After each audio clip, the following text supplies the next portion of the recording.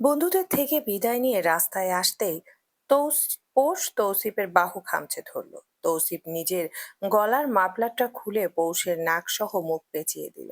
Phone হাতে নিয়ে শক্ত কণ্ঠে ড্রাইভারকে ধমক দিয়ে গাড়ি আসতে বলা মাত্রই পৌষের মুখ থেকে মাফলার সরায়। নাসারন্ধে ধাক্কা খেলো তৌসিফ তৌসিফ গন্ধ। পৌষ নাকটা পুনরায় মাফলারে ঠেকায়, সুখে নেয় যতটুকু পারা যায়। যদিও তৌসিফকে সে বিনা কারণে কাঠগড়ায় দাঁড় করায়, বলে গন্ধ গন্ধ, কিন্তু সত্যি তো এটাই যে তৌসিফ এক ঘ্রাণময় পুরুষ। তার পুরুষালী ঘ্রাণে পোষ মাতাল বনে যায়। মানুষের শরীরের গন্ধ হয় ভিন্নতর। তৌসিফের পারফিউমটার ঘ্রাণও ভিন্ন। পৌষের ভালো লাগে, চোখ বুজে তাও অনুভব করেও। তৌসিফের হাতটা ধরতেই তৌসিফ তাকালো ওর দিকে। পৌষের নাক খোলা দেখে চোখে রাগ দেখিয়ে যেই না নাক ঢাকবে, অমনি পৌষ বলে উঠল, এখন না এখন হোটেলে না যাই, একটু হাঁটি। আপনি আর আমি হাঁটবো, ঘুরবো, প্রেম করব। তৌসিফ ফোনটা কেটে দিল, ফটাফট আঙ্গুল চালিয়ে কিছু টাইপ করে ফেললো। ফোনটা জ্যাকেটের পকেটে ঢুকিয়ে পৌষকে টেনে নিল নিজের কাছে। চোখের দিকে তাকাতেই পৌষ দৃষ্টি নামায়। আলগোসে তৌসিফ কাছে টেনে পৌষ তৌসিফকে জড়িয়ে ধরে। খোলা রাস্তায় তখন মানুষজন খুবই কম, চারপাশে ঝলমলে আলো। পুরো অস্ট্রেলিয়া শহর তখন সেজেছে নতুন রঙে। বছর বিদায় হওয়ায় আর বেশি দিন বাকি নেই। পুরাতনকে বিদায় জানিয়ে নতুনকে বরণ করতে মুখিয়ে আছে সকলে। পুরাতনকে মনে রাখতে নেই, আর যদি সেই পুরাতন হয় জ্বালাময়, জঘন্য এবং কষ্টদায়ক, তাহলে সেই পুরাতন মনে পুষে নিজে জ্বালার প্রশ্নই ওঠে না। পুরাতন মানেই তাকে বিদায় করো, নতুনকে আঁকড়ে ধরো। এখানে অবশ্য ভিন্ন মত আছে, থাকাটাই যথার্থ। মানুষ ভিন্ন, এর মানে যুক্তি ভিন্নই হবে। পৌষের পায়ের আঙ্গুলে ভর দিয়ে উঁচু হলো। তৌসিফ ওর নিয়ত বুঝলো না, তবুও কোমর জড়িয়ে একটু উঁচুতে তুলে দিল। পৌষ দুই হাত তৌসিফের গলা জড়িয়ে দাড়ি ভর্তি গালে নিজের গাল ঘষে দিল। তৌসিফ চোখ বুজে নিল। পৌষ তখন আদর করতে ব্যস্ত। তৌসিফ এক ঢোক গিলে পৌষ ওর প্রশস্ত কপালে চুমু দিয়ে এক হাতে হাত দিয়ে আরেক গালে ঠোঁটের ছোঁয়া দিল। অতি ঠান্ডায় উষ্ণ আলিঙ্গন। তৌসিফ পৌষের দেহটা নিজের সাথে শক্ত করে আঁকড়ে ধরে হালকা স্বরে বলে উঠল, এখানে রুমের ব্যবস্থা করব? উহু, তাহলে এভাবেই থাকবো। রাস্তা এটা হানি টাইটু। তৌসিফ এত অল্পে বেসামাল হবে কে জানতো। পোষ আদর থামালো, গালে ছোটখাটো এক কামড় দিয়ে গলা ছেড়ে দিয়ে বলল, নামান। তৌসিফ চোখের পলক ঝাপটা দিল কয়েকবার, অসন্তোষ গলায় বলল, এটা কি ছিল? আদর ছিল, ব্যাস এতটুকুই। এতটুকুই, আর পাবো না। এখন না, তাহলে কখন? তৌসিফ বড়ই উতলা হচ্ছে, হওয়ারই কথা। বউ মাত্রই তাকে আদর করেছে একটু, এখন তার মনটা আদর আদর করছে। এই করাটাও স্বাভাবিক। পোষ উত্তর করলো, রাতে। তৌসিফ ফট করে পোষকে নামালো। এদিক ওদিক ৩৬০ ডিগ্রি অ্যাঙ্গেল ঘুরিয়ে বলল, দেখো, চারপাশে অন্ধকার, রাত ১২টা বাজে। আর কত রাত? আরো রাত হোক, এখন ঘুরবো। নো ওয়ে হানি। পোষ ঝট করে হাত সরালো, দারাজ গলায় বলে উঠল, ১০০ ওয়ে হানির জামাই। বুড়ো জামাই বলে কি আমি প্রেম করব না? এতক্ষণ আমাকে বুইড়া বেটিদের মাঝে বসিয়ে রেখেছিলেন। হ্যাঁ, এখন ঘুরবেন আমাকে নিয়ে। আর হ্যাঁ, খাবার দাবার যদি কুত্তা মার্কা বেটিদের, খবরদার, যদি আর কুত্তা মার্কা বেটিদের কাছে আমাকে আরেকবার এনেছেন তো ফালতু সব। আমার সংসারে নজর দেয়, ওদের চোখ দিয়ে গুট্টি বানিয়ে খেলবো আমি, একদম কাঁটা চামচ দিয়ে তুলে নেব। চিনে না আমাকে। তৌসিফ অসহায় ভাবে তাকালো, কি হলো? হঠাৎ রোমান্টিক মুডে থাকা বউটা খেপলো কেন? এতক্ষণ তো ভালোই ছিল। পৌষের হাতটা ধরে তৌসিফ জিজ্ঞেস করলো, কেউ কিছু বলেছে? বলেছে। কি বলেছে? রাতে বলবো। ফোঁস করে শ্বাস ফেলে তৌসিফ, পৌষের হাত ধরে টেনে নেয় নিজের কাছে। দুজন হাঁটা ধরে গন্তব্যহীন। সিডনি শহরটা তখন আলোকিত, বোঝা দেয় এখন রাত। তার মধ্যে এক অসমবয়সী দম্পতি হাঁটছে। মেয়েরা রাগ করে সামনে যেতেই পুরুষ পিছু দৌড়ালো। মেয়েটা রাগ করে সামনে যেতেই পুরুষটা পিছনে দৌড়ালো। এগিয়ে এসে হাত ধরে টান দিতেই মেয়েটার রাগ পড়ে গেল। তাদের ছুটাছুটি চললো অনেকক্ষণ। হাসির শব্দে আশেপাশে দুই একজন তাকালো অবশ্য, অথচ বেখবর দুজন মেতে আছে প্রেমে। তারা সিডনির ঠান্ডা মাঝে উৎসব খুঁজে নিয়েছে, একদম নিজের মতো। ক্লান্ত পোষ দেখলো মোটামুটি জোয়ান একজন মহিলা বেলুন বিক্রি করছেন। তার থেকে একজোড়া করে কিনে নিয়ে বেঁধে আকাশে ছেড়ে দিচ্ছে কেউ কেউ। তাদের মতে এই দুটো হলো একজোড়া প্রেমের জুটি। বেলুনগুলো ঝলমল করছে। পোষ সেই বরাবর দৃষ্টি দিয়ে দেখতেই পেছন থেকে ওর কোমর জড়িয়ে ধরে তৌসিফ, নিজের কাছে নিয়ে উঁচু করে হাঁটা দিতেই পোষ হাসলো। আজ সারাদিন তৌসিফ তাকে হাঁটতে দেয়নি ততটা। তার আড়ালে করা এসব যত্ন পৌষের ভালোবাসা বাড়ে, হাজার গুণ বাড়ে। শত শত তারা যেমন আকাশে রাজত্ব করে, ঠিক সেইভাবেই তৌসিফের বুকে রাজত্ব করে পোষ। সবটা তার। এই তৌসিফ তালুকদার তার। নিজ রাজত্বে যখন রাজাই আমার, তখন ফাঁকা তীরে কেউ মরে যায়, তখন ফাঁকা তীরে কেউ মরে না। পোষ ততটাও বোকা না। সে হাজার বোকা হলেও তৌসিফের ভালোবাসা চিনতে তার ভুল হয়নি। এই ভালোবাসাকে না বোঝে, পাগলও বোঝে। পোষ হাসলো। তৌসিফ লোকটার কাছে যতটুকু ছিল সবগুলো বেলুন নিয়ে পৌষের হাতে দিল। পোষ হাসতে হাসতে বলল, এত কেন? দুটো তুমি, দুটো তুমি আমি, বাকিগুলো আমাদের বাবুরা। এতগুলো? হ্যাঁ তো, এতগুলো না বেটা, বলে কি, মরে যাব আমি। পোষ বেলুন হাতে ব্রিজে ছুটলো। তৌসিফ এক পলক তাকিয়ে হাসতে হাসতে টাকা দিল মহিলাটাকে। মহিলাটা হাসি মুখে তাকে সুন্দরতম রাতের শুভেচ্ছা জানিয়ে বিদায় জানিয়ে চলে গেল। তৌসিফ বুকে হাত গুজে তাকালো। ব্রিজটা ছোট। অপর পাশ থেকে দৌড়ে এলো তৌসিফ। তার মতো একটা পুরুষকে হয়তো এসব মানায় না, কিন্তু একজন প্রেমিক পুরুষকে সবটা মানায়, সবটা। হঠাৎ সামনে থেকে তৌসিফকে আসতে দেখে পোষ থামলো না। তার পা চলমান। দুজন দুটোই নাগাল পেল দুজনকে। হাঁপাতে হাঁপাতে তৌসিফ জড়িয়ে ধরলো পোষকে। দুজনের মুখ থেকে আপ বেরোচ্ছে। অতি শীঘ্রই পোষের দেহ আঁকড়ে ধরে দুটি ওষ্ঠধর একত্রিত হলো। মাঝ ব্রিজ থেকে তখন উড়ে গেল 14টি বেলুন। পোষ দুই হাতে তৌসিফের পিঠ জড়িয়ে ধরলো। ওর চোখ দিয়ে পানি পড়লো সমান তালে। জানা নেই কেন, কিন্তু এই চোখ শুধু কাঁদে, হোক অতি খুশিতে বা অতি দুঃখে। বাড়িতে আসার পর থেকে সোহার ব্যবহার বদলে গেল। মেহেদী পাথর হয়ে আছে। তার জীবনে এমন পরিস্থিতি কখনো আসেনি। রাস্তায় সোহা গাড়ি থামিয়ে মিষ্টি কিনেছে। গাড়ি করেই তারা বাড়ি ফিরেছে। মিষ্টিগুলো মেহেদী ভেতরে এনে টেবিলে রাখতে ওর মা বেরিয়ে এলেন। সকাল সকাল কোথায় বেরিয়েছিলে জিজ্ঞেস করতে সোহা হাসি মুখে বলল, হাসপাতালে। চিন্তিত হয়ে শাশুড়ি জিজ্ঞেস করলেন, হায় হায়, হাসপাতালে কেন গিয়েছিলে? ঠিক আছো দুজন? মেহেদী বাবা কি হয়েছে? সোহা শাশুড়িকে জড়িয়ে ধরলো, কানে কানে বলল, দাদি হচ্ছেন আপনি। সোহা ছেড়ে সরে আসতেই চাইছিল, কিন্তু পারল না। ওর শাশুড়ি জড়িয়ে রাখলো। মধ্যবয়স্কী নারীটি কেঁদেও ফেললো। তার একমাত্র সন্তান মেহেদী, কষ্টের সংসারে একমাত্র পুত্র সে। তার সন্তান আসবে ভাবতেই আবেগী হলেন তিনি। সোহার কপালে চুমু খেয়ে শুক্রিয়া আদায় করে মেহেদীর পাশে বসে ওকে জড়িয়ে ধরতে খেয়াল করলেন মেহেদী কাঁপছে। ওর মা হেসে ফেললেন, বললেন, দেখলে বৌমা, আমার ছেলে বাবা হওয়ার খুশিতে কিভাবে কাঁপছে। এই মেহেদী, আব্বা আমার, কেন কাঁদছিস পাগল? খুশির কথায় কাঁদতে নেই। মেহেদী মাকে শক্ত করে জড়িয়ে ধরলো। ওর ফুপানো কানে এলো সোহার। সোহা মেহেদীর অপর পাশে বসে কাঁধে হাত রাখলো। মেহেদীর মা কপাল কুঁচকে নিলেন, অসন্তুষ্ট গলায় বলে, এভাবে কাঁদে কেউ? মেহেদী, বাবা হচ্ছিস না এখন? সোহা ঢোক গিলে সামলে নিল, বলল, আম্মা, আসলে ডাক্তার প্রথমে একটু ভুলভাল বলেছিল তো, তাই হয়তো এখনো ভয় পাচ্ছেন উনি। সে কি? এই ডাক্তার দেখিও না আর তাহলে। মেহেদী স্যার, তোর বাবাকে বলি, আত্মীয় স্বজনদের ফোন দিতে হবে তো। আর বোকা, তুই 5 কেজি মিষ্টি কেন এনেছিস? হবে এতে? আমি পুরো মহল্লায় দিব। দাঁড়া, টাকা নিয়ে আসি। বলতে বলতে উঠে গিয়ে কয়েকটা ভাঁজ করা কিছু নোট নিয়ে এলেন উনি। দেখেই বোঝা যাচ্ছে বিভিন্ন সময়ের জমানো টাকা। সোহা পুনরায় ঢোক গিলল। সে কি বেশি কঠোর হয়েছিল?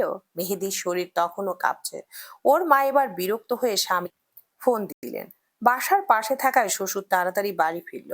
তাকে খুশির খবর দিয়ে টাকাগুলো হাতে গুজে দিয়ে শাশুড়ি পাঠালেন মিষ্টি আনতে। সোহা কঠিন কথা বলবে ভেবেছিল, তাই তো দামি মিষ্টি এনেছিল।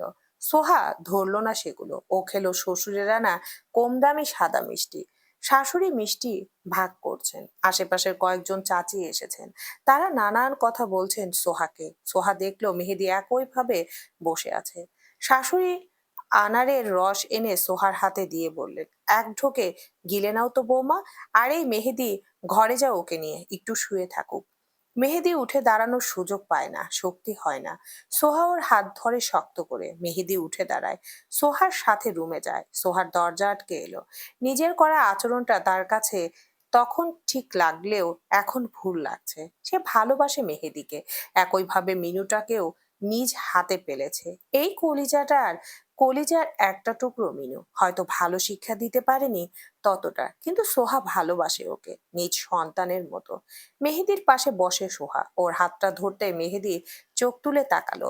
লাল একজোড়া চোখ। সোহা ভরকালো, কিছু বলার জন্য মুখ খুলবে তার আগেই মেহেদী ফ্যাচ ফ্যাচে গলায় বলল, কত টাকা লাগবে সোহা? সোহা ঢোক গিলার আর সুযোগ পেল না। ওর বুক কাঁপছে। কিসের টাকার কথা বলছে মেহেদী? ওকে ছেড়ে দিবে নাকি তালাকের টাকার কথা বলছে? সেটা তো পরিশোধ করা তাহলে। অযাচিত সব ভাবছে সোহা। মেহেদী পুনরায় জিজ্ঞেস করলো। সোহা ভীতু স্বরে বলল, কিসের টাকা? বাচ্চা পালতে কত টাকা লাগে? মেহেদী, আমি শুধু আপনাকে বোঝাতে চেয়েছিলাম। আমি বুঝেছি তো সোহা। শুনো, শোনা লাগবে না আর, আমি বুঝেছি। আচ্ছা শোনো, এখানে তো 2 রুম, 1 মাস সময় দাও না হয়। আচ্ছা 2 মাস দেওয়া যাবে। একটু সময় লাগবে মনে হয়। 3 রুমের বাসা নিতে হবে। মিনু থাকবে কোথায়? ওর জন্য 1 রুম। সোহা, আমি টাকা কামিয়ে নেব, তুমি চিন্তা করো না। তুমি নিশ্চিন্ত থাকো। সামনের মাসে বড় ফ্ল্যাট নিব, তোমাকে সব দিব, কি কি লাগবে আমাকে বলবে। ওদের কথা শেষ হলো না, দরজায় খটখট শব্দ হয়। সোহা কান্না চেপে ধরে।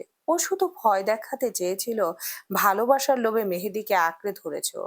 চাইনি পূর্বের মতো মন ভাঙতে, কিন্তু মেহেদী যে এতটা কষ্ট পাবে তা সোহা বুঝতে পারেনি। সোহার কান্না পাচ্ছে, ভীষণ কান্না। সোহা কাঁদতে পারলো না। মানুষজন দিয়ে বাড়ি ভরা, শুধু ফাঁকে গায়ে জ্যাকেট জড়িয়ে মাফলারে মুখ পেঁচিয়ে বেরিয়ে গেল মেহেদী। সোহা ভয় পেল তখন, যখন রাতেও বাড়ি ফিরল না মেহেদী। রাত 3টা নাগাদ হোটেল রুমে ঢুকে তৌসিফ। পৌষকে ফ্রেশ হতে পাঠিয়ে নিজে টুকটাক খাবার অর্ডার দিল। পৌষের যে ক্ষুধা লেগেছে এটাও জানে। পৌষ কাঁপতে কাঁপতে বেরিয়ে এলো। তাড়াতাড়ি তৌসিফ ওকে বিছানায় তুললো। দাঁত চেপে তৌসিফও এক ধমকও দিল। পোষ কেঁপে যায়, মাথা ঢুকায় কম্পিউটারের ভেতর। তৌসিফ রাগী কণ্ঠে বলে, এই বরফের মতো ঠান্ডা পানি দিয়ে কেন মুখ হাত ধুয়েছ? গরম পানি নেই? কথা শোনো না তুমি। এত ঘাটতারামি করলে দেখবে কি করি। বলতে বলতে হিটারটা পৌষের কাছাকাছি এনে রাখলো। নিজেও ফ্রেশ হয়ে আসতেই দেখলো পৌষ এখনো ওভাবেই শুয়ে আছে। তৌসিফ এত টানলো ও উঠবে না। না পেরে কম্পিউটার সহ ওকে জড়িয়ে ধরে তৌসিফ হাসতে হাসতে বলে, এই বউ সরি তো, ওঠো। না। কেন? বকেছেন, মাপ চাইছি। খাবে না? না, ছাড়ুন আমাকে। তৌসিফ ছাড়ে না, পৌষকে বের করে নেয় মুখের সামনে। খাবার নিলেও যখন তেরামি শুরু করলো তখন তৌসিফ আচমকা ওর কানে কানে কিছু বলল। পোষ মাথা নামিয়ে নিল। তৌসিফ মুখে খাবার দিতে খেয়েও নিল। তৌসিফ হাসছে, হাসি থামিয়ে একসময় জিজ্ঞেস করে, এত ভাবো আমার কথা? ভালোবাসি তো। তৌসিফ গাঢ় দৃষ্টি ফেলে তাকালো। সময় গড়ালো। তাদের হানিমুনের দ্বিতীয় রাত সার্থক করলো তৌসিফ, যাতে যথাযথ অবদান রাখলো পোষ।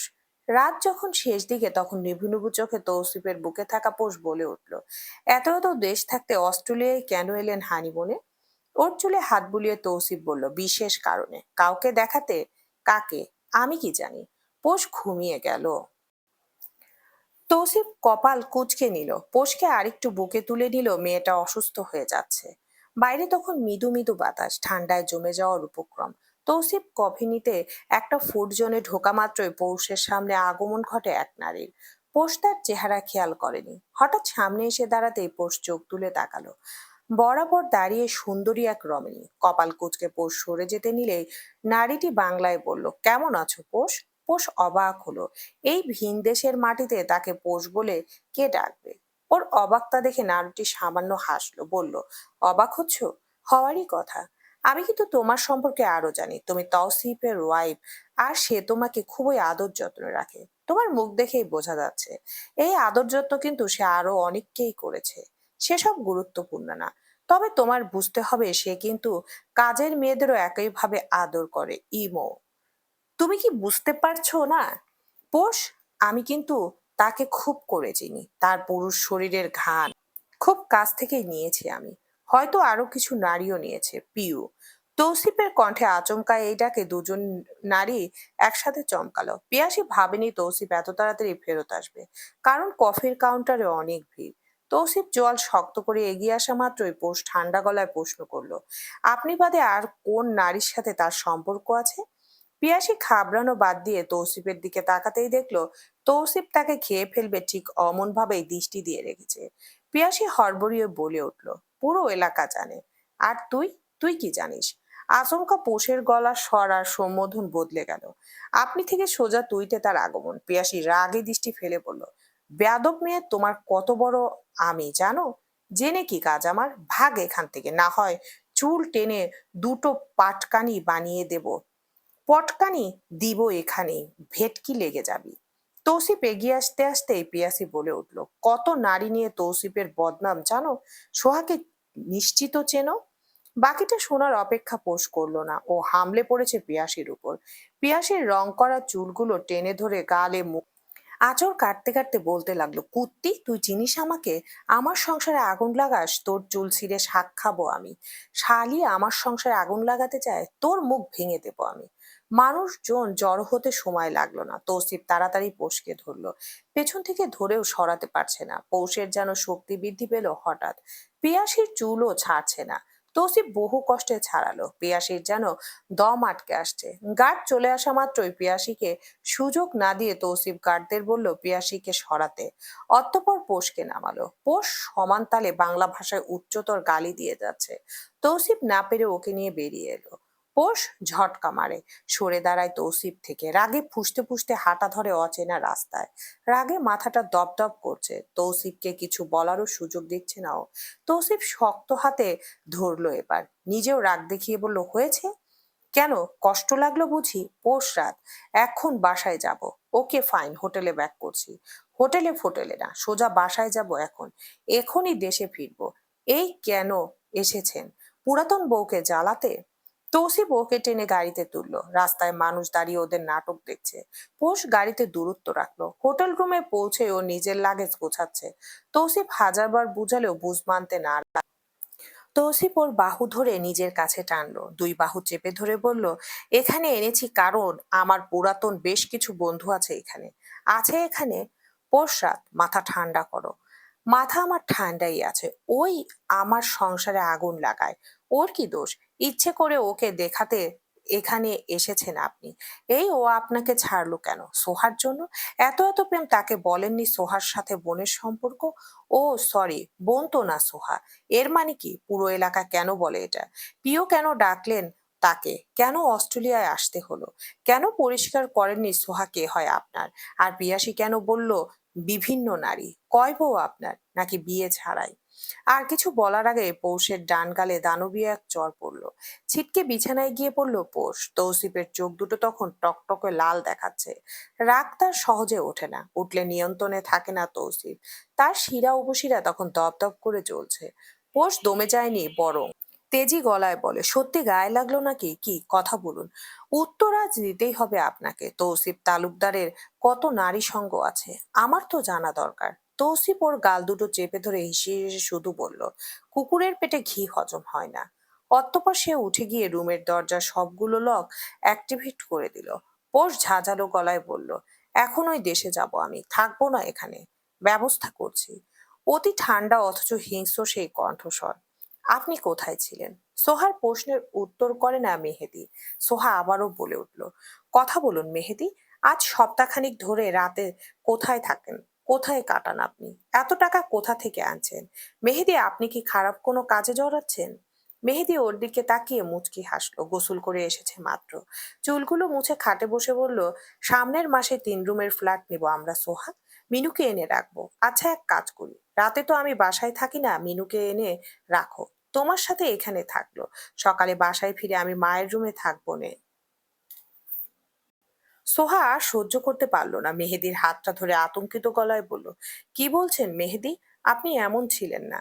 আমি তো বারবার বলছি, আমি শুধু আপনাকে বোঝাতে চাইছিলাম এত হিসেবি হতে নেই। খরচ তো হয়। আমার টাকা আছে, আমার সম্পদ যা আমাকে দেওয়া হয়েছে তা আপনি নিন। কেন নেব? কি আজব কথা মেহেদি, বউ হই আপনার। আচ্ছা, তুমি সব বাবুকে দিও, আমার লাগবে না। বলুন রাতে কোথায় থাকেন? সত্যি বলছি, আরেকটা বিয়ে করিনি। মেহেদি হাসালো। সোহা বিরক্ত হয়ে ওর হাত চেপে ধরতে কপাল কুঁচকায় মেহেদি। সোহা তাকালো মেহেদির হাতের দিকে।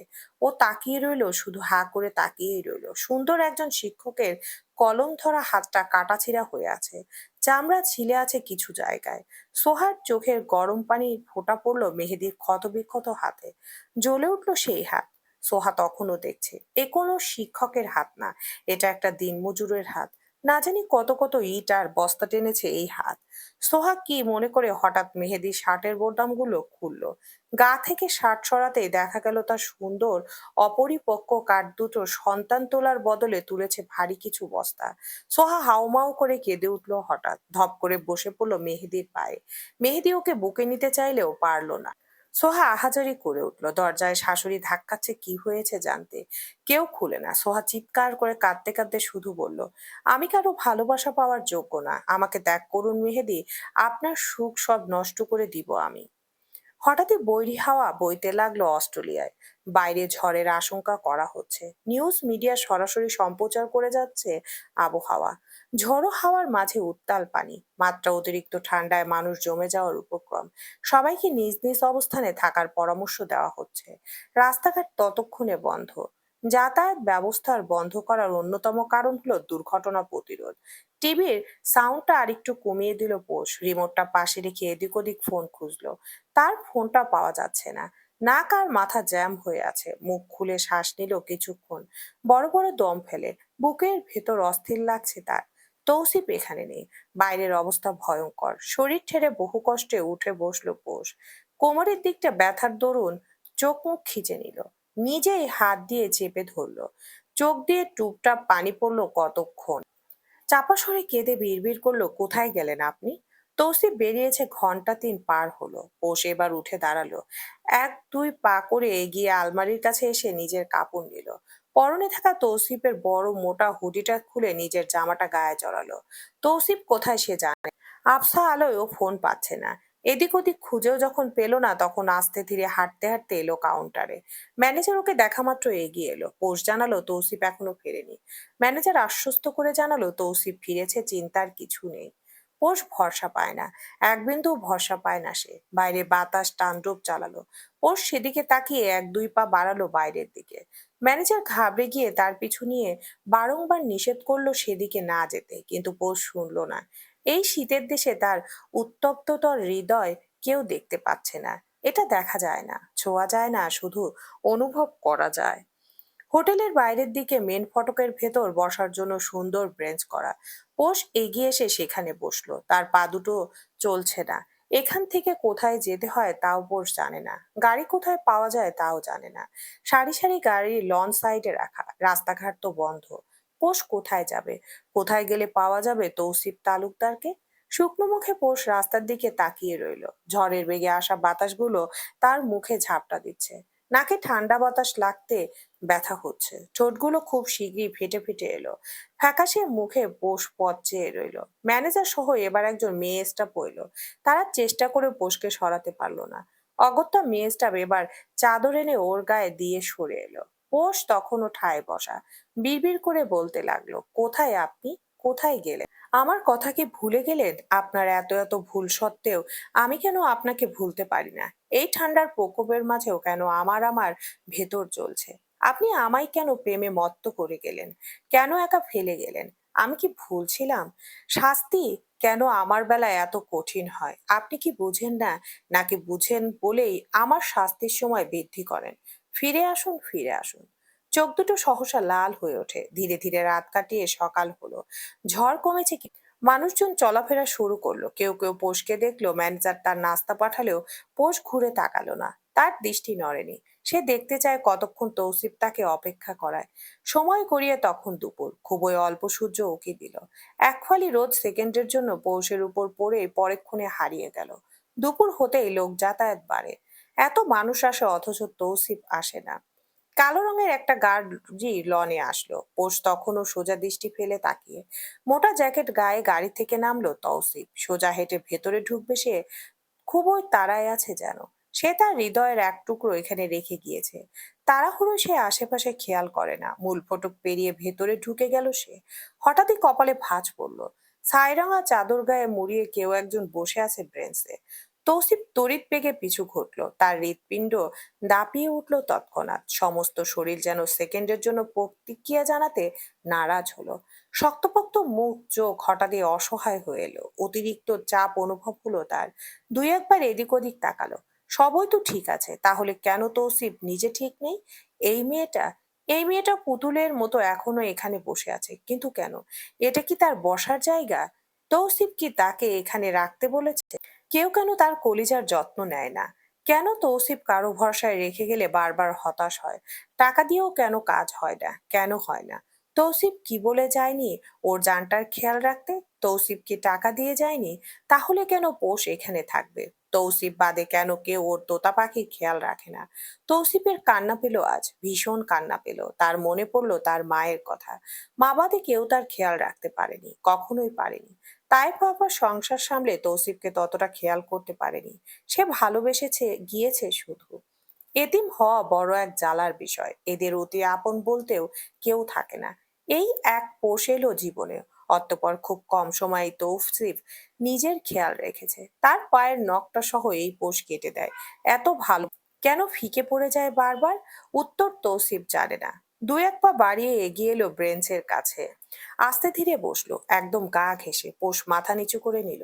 তার দৃষ্টি গোটা এক রাত এক সকাল পর সরল এখন। তৌসিফ দুই হাতে ওকে টেনে নিজের বুকে নিল। পোষ উষ্ণতা পেল, মুখটা বুকে রাখলো। তৌসিফ ওর মাথাটা চেপে ধরলো সেখানে। কেউ কোনো কথা বলল না। খুব যত্নে ওকে কোলে তুললো তৌসিফ। ওরা এগিয়ে গেল রুমের দিকে। বিছানায় পোষকে রেখে তৌসিফ দরজা আটকালো। রুমে হিটার আছে, তবে অফ করা। তৌসিফ তাড়াতাড়িতে অন করলো। গতরাত থেকে তাপমাত্রা শুধু কমছে। এগিয়ে এসে গায়ের জ্যাকেট খুলে বিছানায় উঠে গেল। একটানে বুকে নিল পোষকে।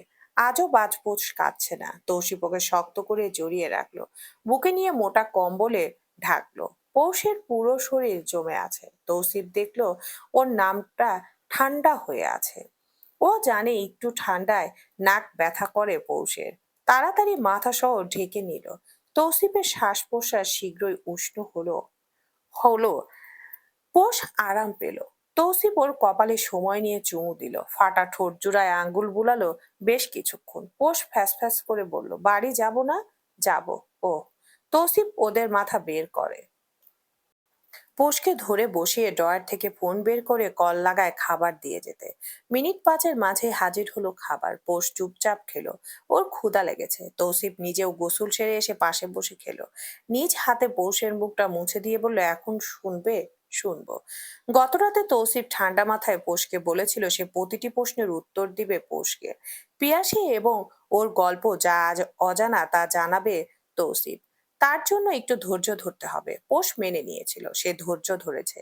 গতরাতের আদরটুকুও স্বাচ্ছন্দ্যে নিয়েছে। পৌষের মতো মেয়েরা মানুষ চেনে। পৌষ এতটুকু তো জানে তৌসিফ তাকে অবহেলা করবে না। সে ভালোবাসা চেনে, ভালোবাসার ধরনও চেনে। যেই পৌষের আজ পর্যন্ত যেই পৌষের জন্য আজ পর্যন্ত তেমন কেউ ব্যস্ত, সেই পৌষের জন্য তৌসিফ সবসময় দুই হাত বাড়িয়ে রেখেছে। একদিনের আশা প্রশ্নের মুখে পৌষ এতদিনের ভালোবাসা ভুলবে না, তার দ্বারা সম্ভব না। তৌসিফ পৌষের অল্প লাল হওয়া গালে হাত বুলালো, জিজ্ঞেস করল, ব্যথা আছে? না। আচ্ছা আমি বলছি, তবে তার আগে ওয়াদা করো আমাকে আর ভুল বুঝবে না পোষরাত। এই প্রথম কৈফত দিচ্ছি কাউকে আমি। এমন কাজের কৈফত যার প্রয়োজন আমার জীবনে নেই। এমন কাজের কৈফত যার প্রয়োজন আমার জীবনে নেই, না আছে গুরুত্ব। কৈফত দিয়ে যদি সবটা সুন্দর হয় তাহলে দিতে মন্দ কি? এত ভালোবাসা আজ পর্যন্ত কাউকে বাসিনি। না হয় কৈফতের প্রশ্নই উঠতো না। তৌসিফ একটু থামলো। পৌষের হাত দুটো ধরে বলা শুরু করলো, আমার পিঠে কালো দাগ দেখে একদিন তুমি জিজ্ঞেস করেছিলে না ওটা কিসের দাগ? পায়েও দাগ দেখেছো? হ্যাঁ। পিওর সাথে ডিভোর্সের পর এক রাতে ড্রিঙ্কস করে গাড়ি চালাতে গিয়ে অ্যাক্সিডেন্ট হয়েছিল। ব্লাড রেয়ার হওয়ায় পাওয়া যায়নি। সেদিন আমাকে রক্ত দিয়েছিল সোহা। ওর সাথে রক্তের কোনো সম্পর্ক নেই আমার, তবুও আমাকে সেদিন যে উপকার করেছিল তার বদৌলতে আজ আমি এখানে বসে আছি। 5 মাস হাঁটতে পারিনি, বাসায় ছিলাম। সোহা আমাকে সাহায্য করেছে বিভিন্নভাবে। কথা শেষ হওয়ার মাঝে পোষ প্রশ্ন করে, কেমন সাহায্য? এই তো বউ বলে কথা, বলুন ঠিকঠাক। বিজনেসের কাজে সাহায্য করেছে, সেই সুবাদে 2-1 ঘন্টা রুমে থাকা হতো ওর। কাজের লোকরা ভাবিদের কানে এসব কথা দিল। তারা তিলকে তাল বানিয়ে ছড়ালো সোহার সাথে আমার অবৈধ সম্পর্ক। কেউ কেউ বলতো আমি ওকে বিয়ে করে নিয়েছি, কেউ বলতো কাজের মেয়ের সাথে অবৈধ সম্পর্ক। ও উপরওয়ালার কসম কেটে বলছি, আমার সামনে আজ পর্যন্ত কেউ এই কথা বলেনি। যদি বলতো হয়তো উত্তর আমি দিতাম ভিন্নভাবে। ঘরের শত্রু বিভীষিকা আমার দুই ভাবি ছড়িয়েছে এই কথা। সোহার ওই উপকারের বিনিময়ে আমি কখনোই ওকে তেমন কিছু বলতাম না। উল্টো আমার জন্য একটা মেয়ের চরিত্র খারাপ হয়ে সকলের দৃষ্টিতে শেষ সময়ে হয় ও খারাপ করতে চেয়েছে, তাই সেই নিম্ন মধ্যবিত্ত ঘরে ওকে পাঠিয়েছি আমি। সেখানে ও বুঝবে জীবন কোথায় ছিল ওর। তবে হ্যাঁ, মেহেদী ভালো ছেলে, তার নিশ্চয়তা আমি দিচ্ছি। আমি ওর খারাপ করিনি। যেই লোভ ও করেছে সেই কিছু সম্পত্তি ওকে দিয়েছি। দম আটকে প্রশ্ন করলো পোষ। পিয়াসী কেন বললো সোহার কথা? আমি কি জানি মানে? এটা পিউ জানে। পিউ থাকাকালীন সোহা খুব কম আমাদের সাথে ছিল, বেশিরভাগ গ্রামে ছিল। আর ওর সাথে পিউর সম্পর্ক ভালো ছিল। আমি আন্দাজে বলতে পারি হয়তো তোমাকে নাড়া দিতে ও সোহাকে টেনেছে। কিভাবে জানলো? তৌসিফ বিরক্ত হলো, বলল, হাউ ক্যান আই নো? পরক্ষণেই বলল, বড় ভাবি বলতে পারে। উনি কেন বলবে? বড় ভাবির সৎ বোন পিউ। কি? এক প্রকার চিৎকার করে উঠল পোষ। তৌসিফ হাসলো, বলল, জীবন রহস্যে ঘেরা পোশাক, যত গভীরে ঢুকবে তত অতলে হারাবে। ও কেন বলল ভিন্ন নারী সঙ্গ? ডিভোর্সের পর চিল ছিলাম, পিও এক বিদেশি ছেলের সঙ্গে ভেগেছিল। আমার মুখে কালি দিয়েও পালিয়েছিল, ক্লাবে যাতায়াত বেড়েছিল, তবে আমার বুকে হাত রেখেছিল পোষ। হাত রেখে বলেছি পোশাক। দ্বিতীয় নারী আমার জীবনে তুমি। পিওর পর তুমি বাদে কাউকে গভীরভাবে স্পর্শ করিনি।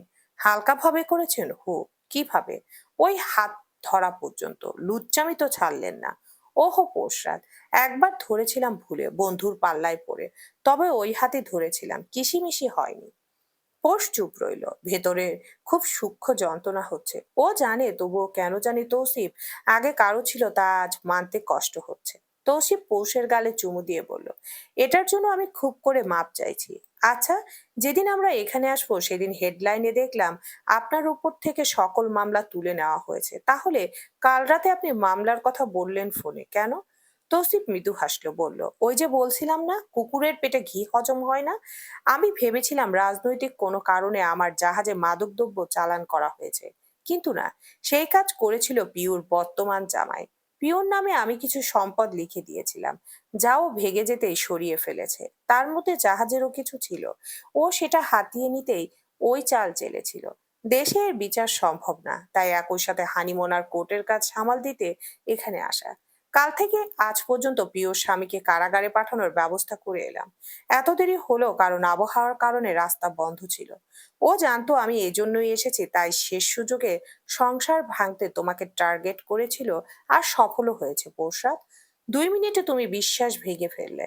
পোষ অবাক হয়ে বলল, গত রাত থেকে ভাবছি আপনি আমাকে কুকুর বলেছেন। তৌসিফ কপাল কুঁচকে গম্ভীর কণ্ঠে বলল, মাথা গেছে তোমার? এইখানে শুধু আমি ছাড় দিয়েছিলাম বলে পিউ এতবার বাড়তে পেরেছে, না হয় এতদিন থালা হাতে ভিক্ষা করতো। এখন কোর্টের চক্কর কাটবে কয়েক বছর। তোমার মাথা এতদিকে চলে, এইদিকে চললো না। পোষ নিজের ভুল সরাসরি ঢাকতে চাইলো, হুড়মুড় করে বলে উঠলো, সব বুঝলাম, কিন্তু ও এখনো ওইকে পিউ কে করছেন কেন? লজ্জা করে না? তৌসিফ বিরক্ত হলো, বলল, ও আমার ক্লাসমেট ছিল পোশাক। ওকে আমরা কখনোই কেউই পিয়সী নামে ডাকিনি, সবাই পিয়া অথবা পিউ ডেকেছি। পোষ সকল প্রশ্নের উত্তর পেয়ে চুপ হয়ে গেল। তৌসিফ ওকে কাছে টানলো, নিজের কোলে বসিয়ে কাঁধে মাথা রেখে জিজ্ঞেস করলো, গত রাতে বেশি কষ্ট পেয়েছিলে? হু। এখন কমলো? হু। আদরে ব্যথা বেশি ছিল? একটু একটু। এখন ঠিক আছো? একটু একটু। আমি কাছে না থাকলে এমন দেবদাসী হয়ে যাও কেন পোশাক? আমাকে জ্বালাও কেন? তখন এভাবে কেন বসেছিলে? তোমাকে দেখে আমার কেমন লেগেছে বলো তো? আমার তো ভেতর জ্বলে যাচ্ছিল, খুব কষ্ট হচ্ছিল। আমার তো আপনি ছাড়া কেউ নেই। যদি কেউ হয়, কেন? আপনি ছেড়ে দিবেন আমাকে? জানে মেরে দিব, তবুও ছাড়বো না। তাহলে? তাহলে বুঝাচ্ছি তোমাকে। একটুও না, দামড়া বেটা। আমি মরে যাব, ছাড়ুন। পৌষের কথায় তৌসিফ হেসে ফেলল। আলগোসে ওকে বুকে আগলে নিল। ও জানে পৌষ ওকে ছাড়বে না, সেই রাস্তা তৌসিফ রাখেনি। তাদের বিবাহনামায় এটা লেখা ছিল, পৌষ স্বেচ্ছায় কোনোদিন তৌসিফকে তালাক দিতে পারবে না। হয়তো পৌষ জানে না, কিন্তু তৌসিফ সহ বাকিরা জানে। তবুও কেন জানি তৌসিফ একটু 19-20 হলেই ভয় পায়। পোষকে হারানোর ভয়। পোষ আস্তে করে বলল, দেশে কবে যাব? আর কিছুদিন থাকি। একদিনও থাকতে চাই না, কারণ আমি ভয় পাই। কিসে? আপনাকে হারানোর ভয় হয়। যদি এখানে হারিয়ে ফেলি। তৌসিফ পোষের গলটায় আদর দিল, চোখের দিকে তাকিয়ে রইল কিছুক্ষণ, বলল, খুব সরি। আমিও। তোমার আর প্রশ্ন আছে? আপাতত নেই, বলেই পোষ হাসলো। সে ভালোবাসে এই পুরুষটাকে, বয়সে বড় মানুষটাকে দেখলেই এখন প্রেম প্রেম লাগে। তৌসিফ নামটায় তার কাছে এখন আস্ত এক ভালোবাসা। এই কাজটা আপনি কেন করলেন মেহেদী? আমাকে কোন দায়ে ফেলতে চাইছেন আপনি? আর কত মাপ চাইবো আমি? আমি কি এত বড় ভুল করলাম যার মাপ নেই? সোহা এক নাগাড়ে বলল কথাগুলো, তার বুকটা ওঠানামা করছে। মেহেদী বাসা পাল্টাতে চাইছে, নতুন বছরে নাকি নতুন বাসায় উঠবে। সোহা তখন থেকে নানান ভাবে ওকে নিষেধ করছে, কিন্তু মেহেদী শুনতে নারাজ। ও কিছুতেই শুনছে না। অগত্যা সোহা তাকে প্রশ্ন ছুড়ে। মেহেদী বরাবরই শান্ত, আজও শান্তভাবে সোহার হাত দুটো নিজের হাতের মাঝে নিল। ঠান্ডায় জমে আছে তা। মেহেদী ওর কপালে চুমু খেয়ে বলল, আমি নিজের সাথে ওয়াদা করেছি সোহা, যে এই পর্যন্ত আমার সন্তানকে ভালো রাখতে না পারবো ওই পর্যন্ত তাকে ছুঁয়ে দেখবো না। আমি ওকে ছুতে চাই সোহা। তুমি আমাকে সেদিন চোখে আঙ্গুল দিয়ে দেখিয়ে দিয়েছো আমার অসহায়ত্ব। সেদিন আমার এত বছরের প্রথম মনে হয়েছিল আমি গরিব। আমরা কখনো না খেয়ে থাকিনি সোহা। সবই তো আছে, শুধু উচ্চ বিলাসিতা নেই। আমি জানতামই না গরিবদের বাবা হতে নেই। একদমই জানতাম না। আমি তো ভাবতাম গরিবরা বাবা হয়, যেমন আমার বাবা। গরিব আমি যেভাবেই হোক টাকা কামাবই। যতদিন আমার শরীরে বল আছে ততদিন আমি কাজ করব। আমার কে আমি ভালো রাখতে চাই সোহা। সোহা মেহেদীর হাত ছাড়িয়ে ধীরে ধীরে ওর পায়ের কাছে বসলো। দুই পা চেপে ধরে বলল, আমাকে মাফ করা যায় না? পা ছাড়ো সোহা, ওঠো। বলুন মাফ করা যায় না? আমি ভুল, তুমি ভুল করনি। মেহেদী, আমার ভুলের শাস্তিটা এত বড় কেন হচ্ছে আপনি কি বুঝতে? কাকুতি ভরা সোহার শরীর চলতে লাগলো। মেহেদী ওকে পা ছাড়তে বলল। সোহা ছাড়ছে না। ও ধীরে ধীরে ঢলে পড়ে। মেহেদী ঘাবড়ে গেল, তাড়াতাড়ি বসে সোহাকে কোলে তুললো। জোরে ওর মাকে ডাক দিতে তিনি দৌড়ে এলেন। সোহাকে দেখে চমকালেন প্রচুর। তাড়াতাড়ি বিছানায় শুইয়ে দিল সোহাকে। মেহেদী অস্থির হয়ে বলল, মা মা, ওর কি হলো? ডাক্তার ডাক, তাড়াতাড়ি যা। মেহেদী যায় না। ও সোহাকে কোলে তুলতেই ওর মা ধমকে ওঠে। মেহেদী ভরা চোখে তাকিয়ে বলে, হসপিটালে নিতে হবে আম্মু। রাখ ওকে, এখন এসব স্বাভাবিক। ফার্মেসি থেকে ডাক্তার ডাক শুধু। অতিরিক্ত চিন্তায় জ্ঞান হারিয়েছে সোহা। ডাক্তার শুধু বিশ্রাম করতে বলেই বিদায় নিয়েছে। মেহেদীর মা ওর পাশে বসে গরম ভাত খাওয়ালেন। সোহা চুপচাপ খেয়েছে।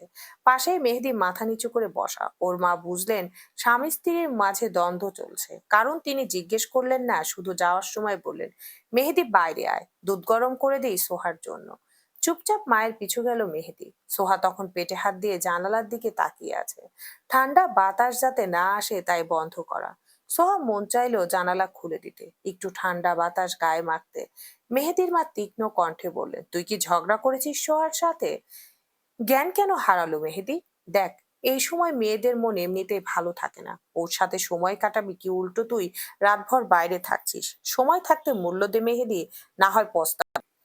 মাথা নিচু করে কথাগুলো শুনে মেহেদী চলে গেল। সোহার পাশে দুধ রেখে দরজা আটকে এলো মেহেদী। দুজন চুপচাপ। মেহেদী বলল, দুধটা খেয়ে নিতে। ভালো লাগছে না, খেতে হবে। কিছুক্ষণ নীরব থেকে সোহা বলল, আপনি কি বের হবেন? মেহেদী মাথা তুলে তাকালো, বলল, তুমি কি চাও? না। তাহলে যাচ্ছি না। আমাকে বুকে নিবেন মেহেদী? হো। মেহেদী পা তুলে কম্বলের নিচে ঢুকে গেল, বুকে টেনে নিল সোহাকে। অল্প স্বল্প স্বরে কেঁদে ফেললো। মেহেদী সোহার কাঁধে মুখ গুজে কেঁদে ফেললো। সে সুখে থাকতে চায়, ছোট্ট একটা কুঁড়ো ঘরেই যথেষ্ট সুখে থাকতে। পোষ আর কিছুতেই এখানে থাকবে না। তৌসিফ এত বুঝালো, কিন্তু না। ওর দফা এবং এক দাবি একটাই, আর সেটা হলো অস্ট্রেলিয়া ত্যাগ। যে করেই হোক সুন্দর এই দেশটায় ও থাকবে না। তৌসিফ 2 দিনের সময় চাইলো, কিন্তু পোষ তাতেও নানান ভাবে জ্বালাতন করছে। ওর নাকি এখানে গা চুলকাচ্ছে। তৌসিফ হতাশ চোখে তাকালো। পোষ তখন ইচ্ছে করে গলা চুলকাচ্ছে। তৌসিফ কফির মগে চুমুক দিয়ে বলল, চামড়া উঠে যাবে কি শুরু করলে? সত্যি বলছি চুলকাচ্ছে, এখানে থাকা যাবে না। হোটেলই বদলাই তাহলে, দেশ বদলান। আগামীকাল লাস্ট একটা হিয়ারিং আছে, থাকাটা একটু জরুরি হানি, না হয় তোমার কথাই শুনতাম। পোষ বুঝে গেল ডাল এখানে গলবে না। ইচ্ছে করে চুলকে গালটা লাল বানালো। তৌসিফ মগটা সাইড টেবিলে রেখে বিছানায় উঠলো। নিজের ঠান্ডা হাতটা পৌষের গালে রাখতেই ও তেরা হলো। সরে সরে গিয়ে বলল, ঠান্ডা। তৌসিফ বাঁকা হাসে, তার চোখে দুষ্টুমি। পোষকে টেনে নিজের একদম কাছে নিয়ে ঠোঁটে চুমু দিয়ে খুব ধীরে সে থুতনিতে ঠোঁট রাখলো। চাপদারির স্পর্শে কাতর হয় পোষ। তৌসিফ অতি যত্নে গলায় দীর্ঘশ্বাস ফেলে। উষ্ণতায় চারপাশ ভরে ওঠে। পোষ তৌসিফের কাঁধ আঁকড়ে ধরে বলে, কি করেন? তৌসিফ যথেষ্ট থেকেও চালাক পুরুষ, সে উত্তর করলো না, বরং পৌষের পিঠটা নিজের বুকে লাগালো। পেছন থেকে গলায় আদর দিতে পোষ খেই হারিয়ে ফেললো। বরাবরের মতো এবারও তৌসিফ তাকে ঘায়েল করে ছেড়ে দিল, ঠিক মাঝ সমুদ্রে। পোষ খেই হারিয়ে ফেললো, ঘুরে বসে তৌসিফের দুই গালে নিজের হাত রেখে যথারীতি গালে ঠোঁটে চুমু খেলো। তৌসিফ আদর নিতে তখন ব্যস্ত। পোষ হাপিস নয়নে তাকাতেই তৌসিফ তার হৃৎকম্পন জাগানো হাসিটা উপহার দিল। পোষ লজ্জা পেল। তৌসিফ উঠে পড়ে তখন লেগেছে বইয়ের লজ্জা ভাঙাতে, অতি যত্নে, খুব নীরবে। ফেরি টেইলের মতো খুব রোমান্টিক এক রাত কাটলো তাদের। আজ তৌসিফ ছিল বেপরোয়া, তার আদর সামলাতে গিয়ে বড়ই ক্লান্ত আজ পোষ। চোখ বুজে এখনো ঠায় শুয়ে আছে। ঠান্ডার এই শীতের রাতে প্রিয় পুরুষের বুকে ঘুমানো আসলে একটা ফ্যান্টাসি। প্রতিটা নারী এটা অনুভব করতে চায়। আস্ত একটা মানুষের উষ্ণতা নিছক কম নয়। একটি দেহের ভাঁজে আরেকটি দেহ যখন লুকিয়ে পড়ে, তখন কিছু মুহূর্তটা কাটানো কঠিন। শীতের রাতে এই ইচ্ছে আকাঙ্ক্ষা যেন বৃদ্ধি পায়। পৌষ আরামে গুঙ্গিয়ে ওঠে। তৌসিফ ওর মাথায় চুমু খায়, দৃষ্টি তার সম্মুখে। কাচের জানালা ভেদ করে বাইরে ঝলমলে দৃশ্য নজর কাটছে তার, কিন্তু বুকে থাকা এই সুখের দলা যেন তার সকল ইচ্ছে ত্যাগ করাতে বাধ্য করে। মন চায় এখানেই সমাধি হোক প্রিয় মানুষটার বুকে। আমিও চলি। এই নিয়ে তৃতীয়বার প্রশ্নটা করলো পোষ। তৌসিফকে তৈরি হতে দেখেও সাথে যেতে চাইছে। তৌসিফ বুঝলো বউ তাকে একা ছাড়তে চাইছে না। পৌষের মন পড়া শিখেছে তৌসিফ বহু আগে। ওর ভাবনা পিয়সী, ওর সাথে তৌসিফের দেখা হোক সেটা কিছুতেই মানতে নারাজ পোষ। না চাইতেও তৌসিফ বলল, কানটুপি পরে নাও পোষরা। পৌষের মুখটা চকচক করে উঠল। খাট থেকে এক লাফে নেমে তৌসিফকে জড়িয়ে ধরলো। তৌসিফ আগলে নেয়, কপালে চুমু দিয়ে বলে, লাফিও না হানি, ঠিক আছি আমি। হাসি মুখে জানায় পোষ। তৌসিফ তবুও ভরসা পায় না। ওর আয়োডিনের ওষুধ চললে ওর দুর্বলতা তৌসিফ টের পায়। হয়তো চঞ্চলতার ভিড়ে কেউ টের পাবে না, কিন্তু তৌসিফের চোখে ফাঁকি দিতে পারবে না। ওদের গাড়ি থামলো কোর্টের সামনে। পোষ বেশ অবাক হলো। কোথায় ওদের কোর্টের সামনে তো এমন দৃশ্য থাকে না। কত সুন্দর নীরব একটা জায়গা। কোনো কালো পোশাক পরা লোক নেই। ওরা ভেতরে যেতে অবশ্য পোষ কালো পোশাকের লোক দেখলো। তৌসিফ এক হাতে পোষকে ধরে আরেক হাতে কিছু পেপার সাইন করলো। তারা বেশিক্ষণ কথা বলল। আগা মাথা ততটা বোঝে না পোষ। হঠাৎ পিয়সী উপস্থিত হলো সেখানে। বড় বড় চোখে তাকিয়ে এক চোখ ঘুরানি দিল পোষ। পিয়সী অবাক হলো। এই মেয়ে একটা বাঁদর, তা বুঝতে দেরি হলো না। পিয়াসী নরম স্বরে বলল, তৌসিফ, ওর শাস্তিটা একটু কমাতে চেষ্টা। প্রশ্নই ওঠে না। আমাকে তুমি খুব ভালো করে চেনো, ঠিক ততটা ভালো করে চেনো যতটা না চিনলে এটা জানো যে শাস্তি কমাবো না আমি। সো সময় অপচয় করো না এখানে। উঠে যেতে নিলেই তৌসিফের হাত ধরে পিয়াসী। তড়িৎ বেগে খামচে ধরে পৌষর হাত। ব্যাপারটা ঘটলো কারেন্টের গতিতে। পিয়াসী আর্তনাদ করে ওঠে। তৌসিফ দেখলো পৌষ আরেক হাত বাড়াচ্ছে। চট বুঝে নিল ও চুল টেনে ধরবে। পেছন থেকে ওর কোমর চেপে সরালো তৌসিফ। পৌষ তবুও হাত ছাড়লো না। পিয়াসী নিজের আরেক হাত দিয়ে পৌষের বাহু শক্ত করে ধরে ছাড়াচ্ছে। উকিলটা অবাক হয়ে আছে। তৌসিফ আবার ধমক দিল, ওর হাত ছাড়ো পৌষরাত। ছাড়বো না। ওর সাহস কত আমার জামাইয়ের হাত ধরে। ওর হাত ভেঙে আরেক হাতে ধরিয়ে দেব। আমাকে চিনিস? পৌষরাত হক আমি। বহু কষ্টে ছাড়ালো তৌসিফ। পিয়াসী দেখলো ওর হাতের অবস্থা খারাপ করে ফেলেছে এই মেয়ে। তৌসিফ পোষকে নিজের সাথে জাপটে রেখে বলল, পিয়াসী, দূরে থাকার চেষ্টা করো। তোমার কৃতিকর্ম তোমাকে আজ এখানে এনেছে। Stay way. তৌসিফ পোষকে নিয়ে চলে গেল। পিয়াসী সেদিকে তাকিয়ে রইল। এই তৌসিফ তার ছিল, তার কথায় চলতো এই তৌসিফ। পিয়াসী হারিয়েছে, স্বেচ্ছাই সবটা হারিয়েছে। গাড়িতে চুপচাপ দুজন। পোষ ভীতু দৃষ্টিতে তাকালো একবার। এক হাত বাড়িয়ে তৌসিফের হাতে রাখতেই তা সরিয়ে দেয় ও। পৌষের মনে রাগ হয়। রাগী কণ্ঠে বলে, কি, পাক্তংকে খামচি দেওয়ায় রাগ হলেন বুঝি? তৌসিফ শান্ত দৃষ্টিতে তাকাতে দাঁত বের করে হাসে পোষ। ডাকে কণ্ঠ খাদে নামিয়ে, এই মামাতো ভাই। আচমকা গাড়ি ব্রেক কষলো। হুমড়ি খেয়ে পড়তে নিয়েও বেঁচে গেল পোষ। তৌসিফ ওর সিট বেল্ট খুলে নিজের কোলে টেনে বসালো। পৌষের হাত কাছে নিয়ে বলল, এটার দরকার ছিল, ব্যথা পাইনি। হ্যাঁ, আমি তো কানা।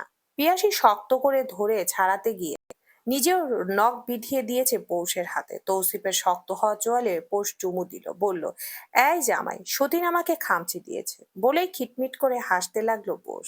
তৌসিফও হেসে ফেলল। এই মেয়ে এত পাজি কেন? তৌসিফ ওর চুলের পেছনে হাত দিয়ে মুখোমুখি করলো, ফিসফিস করে বলল, সারাটা হানিমুন আদর খেলে তবুও মামাতো ভাই লাগে আমাকে। তৌসিফ পোস্ট থেকে দিন দুই সময় চাইলেও তা মিলল না। টিকিট কাটা শেষ। শেষ মুহূর্তে পর্যন্ত তৌসিফ চেষ্টা করেছে যাতে এখানে টিকা যায়। আর কিছুদিন হানিমুন কাটাতে তার বড়ই ইচ্ছে। কপালে বউ জুটেছে জাহাবাজ। একে হাজার ফন্দি করেও আটকে রাখা যাচ্ছে না। উল্টো ফন্দিয়াটি এসে তৌসিফকে আটকে নিবে। তৌসিফ নাড়া যেতে তার মন চায় বউ নিয়ে পাখি হয়ে উড়াল দিতে, প্রশস্ত আকাশের বুকে বিচরণ করতে তার তোতা পাখি নিয়ে, সারাটাক্ষণ ওই পাখিটাকে আদর যত্ন করতে। আপাতত পোষকে নিয়ে রাত্রিবিলাস করতে বাইরে এসেছে তৌসিফ। সুন্দর রাস্তায় সুন্দর একটা জুটি। পোষ অবশ্য সোজা হাঁটছে না, ও হাঁটছে এদিক ওদিক। তৌসিফ হাতছাড়া করে না। তার ডান হাতের ভাঁজে পৌষের হাত ধরে। ছোট্ট একটা পাথর দেখে পোষ এগিয়ে গিয়ে লাথি মারলো, বলল, এভাবে যদি সতীনটাকে শট মারতে পারতাম, আহা, আমার কলিজাটা জুড়িয়ে যেত। তৌসিফ মুখ ভার করে, এই মেয়ের কি খারাপ লাগে না? সতীন ডাক শিখেছে নতুন নতুন, ঠিক যেন সদ্য বলি শেখা এক তোতা পাখি, যাকে শিক্ষা দেওয়া হয়েছে এই ডাক। ডাক আয়ত্ত করে এখন সে বারংবার এই ডাক ডেকে চলে। তার আর কোনো চাওয়া নেই, পাওয়া নেই, শুধু ডাক কেন্দ্র করেই সে তৌসিফের বুকে হুল ফুটাচ্ছে, ঠিক যেন এক ভোমরা। মনে মনে তৌসিফ উচ্চারণ করলো, কালো ভোমরা। পোষ কপাল কুঁচকে তাকালো। তৌসিফ ভরকালো, মনে হচ্ছে পোষ শুনে নিয়েছে সবটা। তৌসিফ অবাকই হয়, ও কি না বউ ভয় পায়, এটাই বাকি ছিল জীবনে। পোষ শীষ বাজালো। তৌসিফ তাকাতেই ভুরু উঁচু করে বলল, কি ভাবেন? তোমাকে? আমি তো কাছে, আরো কাছে চাই। কতটা? যতটা পারা যায়। বলতে বলতে কিছুটা দূরত্ব কমায় তৌসিফ। পোষ চট করে ওর নাকের ডগায় চুমু খেয়ে সরে গেল। তৌসিফ হেসে ফেলল। চঞ্চলা পোষ তখন এদিক ওদিক দেখছে। তৌসিফ কাছে টেনে হাঁটা ধরে। পোষ শান্ত হয়। তৌসিফের বাহুতে মাথা রেখে হাঁটতে থাকে তাল মিলিয়ে, বুক ভরে শ্বাস টানে। তারা বিদায় নিবে এই দেশে, আসবে না আর পোষ, কখনোই না। যেই দেশে অতীত থাকে সেই দেশ ত্যাগেই সুখ। এসব দেশে অভিশাপ বয়ে আনে। ওইসব পিয়াসী শুধু ধ্বংস করতে জানে। তারা গড়া জিনিস নষ্টে বিশ্বাসী, নষ্ট করতে তারা পছন্দ করে। পোষ এসব চায় না। সে চায় সুখে থাকতে। সে প্রেমে পড়েছে, এই তৌসিফ তালুকদারের প্রেমে পড়েছে। গভীর সেই প্রেম। সেই প্রেমের অতলের তলা নেই। পোষ ভাবে যেই পুরুষের সাথে তার মানানসই বলতে শুধু বিপরীত লিঙ্গ বই কিছুই না। সেই পুরুষকে কিভাবে সে এতটা চাইতে লাগলো, কিভাবে প্রেম সাগরে ডুবতে লাগলো। এখনো পোষ ভেবে কুল পায় না। এই অসমবয়সী দাম্ভিক গম্ভীর কণ্ঠের অধিকারী পুরুষটাকে কিভাবে এতটা ভালোবাসলো পোষ। কিভাবে সে অধিকার পেল ওই চাপদারিতে হাত রাখতে। কিভাবে সে অধিকার পেল তার চিকন ওষ্ঠধর ওই হালকা কালচে গোলাপি ওষ্ঠধরে রাখতে। কে দিল ওই বিশাল বুকে মাথা রাখতে।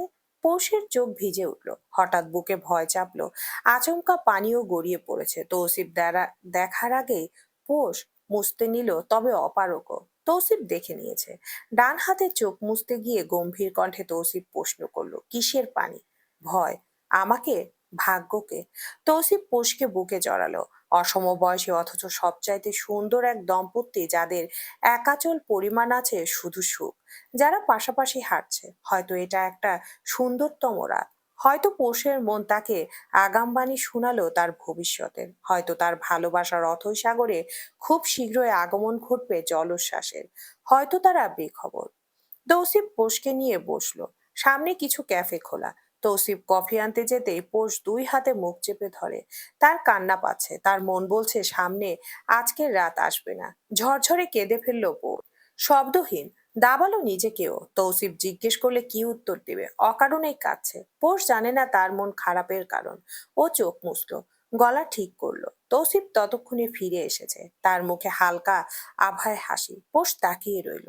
তার যেন তর্স হয় না। মন চায় নিজের মাঝে একে লুকিয়ে নিতে, একান্ত নিজের করে রাখতে। তৌসিফ এসে আন্দাজ করে ফেললো তার বউ কেঁদেছে, কিন্তু কারণ জানা নেই। তৌসিফ আচমকা পোষকে এক হাতে আদর দিল। সারা মুখ ভর্তি আদরে আহ্লাদি হয়ে পোষ তৌসিফকে জিজ্ঞেস করলো, কেন কাঁদে আমার তোতা পাখি? জানি না তো, শুধু মনে হয় আপনাকে ভালোবাসে। আমিও তো ভালোবাসি, আজকে শুধু আজকে না, রোজ প্রতিটি নিঃশ্বাসে তোমাকে ভালোবাসি আমি পোষরাত।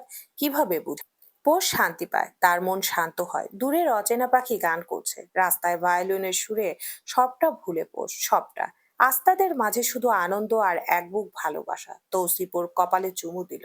পোষ মুখ তুলে তাকালো, বলল, একটা নামতা বানিয়েছি, শুনবেন?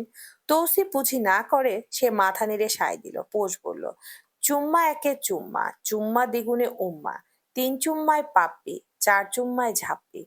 হঠাৎ এহেন নামটা শুনে তৌসিফ হতবাক, কিছুক্ষণ কিংকর্তব্য মুরত বিমূঢ় হয়ে তাকিয়ে রইল। অতঃপর সেকেন্ডের ব্যবধানে গা কাঁপিয়ে হেসে ফেলল। তার হাসিতে যেন মুক্ত ঝরে। পোষ মুগ্ধ নয়নে তাকায়, তৌসিফের যেন হাসি থামে না। পেটে হাত চেপে বলে, না জানি আমার বাচ্চাদের কোন নামটা তুমি শিখাও হানি, আই কান্ট। বেচারা হাসির দাপটে বলতে পারলো না। তার হাসি দেখে পৌষও হাসলো, মুচকি হাসি। আজ 2 দিন পার হলো দেশের মাটিতে ফিরে এসেছে তৌসিফ। এসেছে থেকে বেড়েছে তার কাজের চাপ। গোছানো হাতে গড়া তার কোটি টাকার ব্যবসা, চাইলেই খামখেয়ালি দেখানো যাচ্ছে না। হাজার লোক থাকলেও নিজের তদারকি যদি সঠিক না থাকে তাহলে সেই কাজে আয় উন্নতি থাকে না। এটাই নিয়ম, এটাই সত্যি। সমস্যা বেঁধেছে ভিন্ন জায়গা। দেশে আসা মাত্র অসুস্থ হয়েছে পোষ। ঠান্ডার দেশে খাপ খাইয়ে ফেললেও দেশের অল্প ঠান্ডায় তার শরীর কাঁপানো জ্বর চলে এলো। তৌসিফ চাইলেও ততটা সময় দিতে পারছে না। কাল রাতভর বুকে নিয়ে শুয়েছিল। পোষ মাঝরাতে উঠে বমি তৌসিফ সকালে ডাক্তার দেখিয়েছে, তেমন কিছু না যদিও তবুও তৌসিফ চিন্তিত। কেন একটা মানুষ এত অসুস্থ থাকবে, তার মধ্যে একটু মলিমালিন্য চলছে তাদের মাঝে।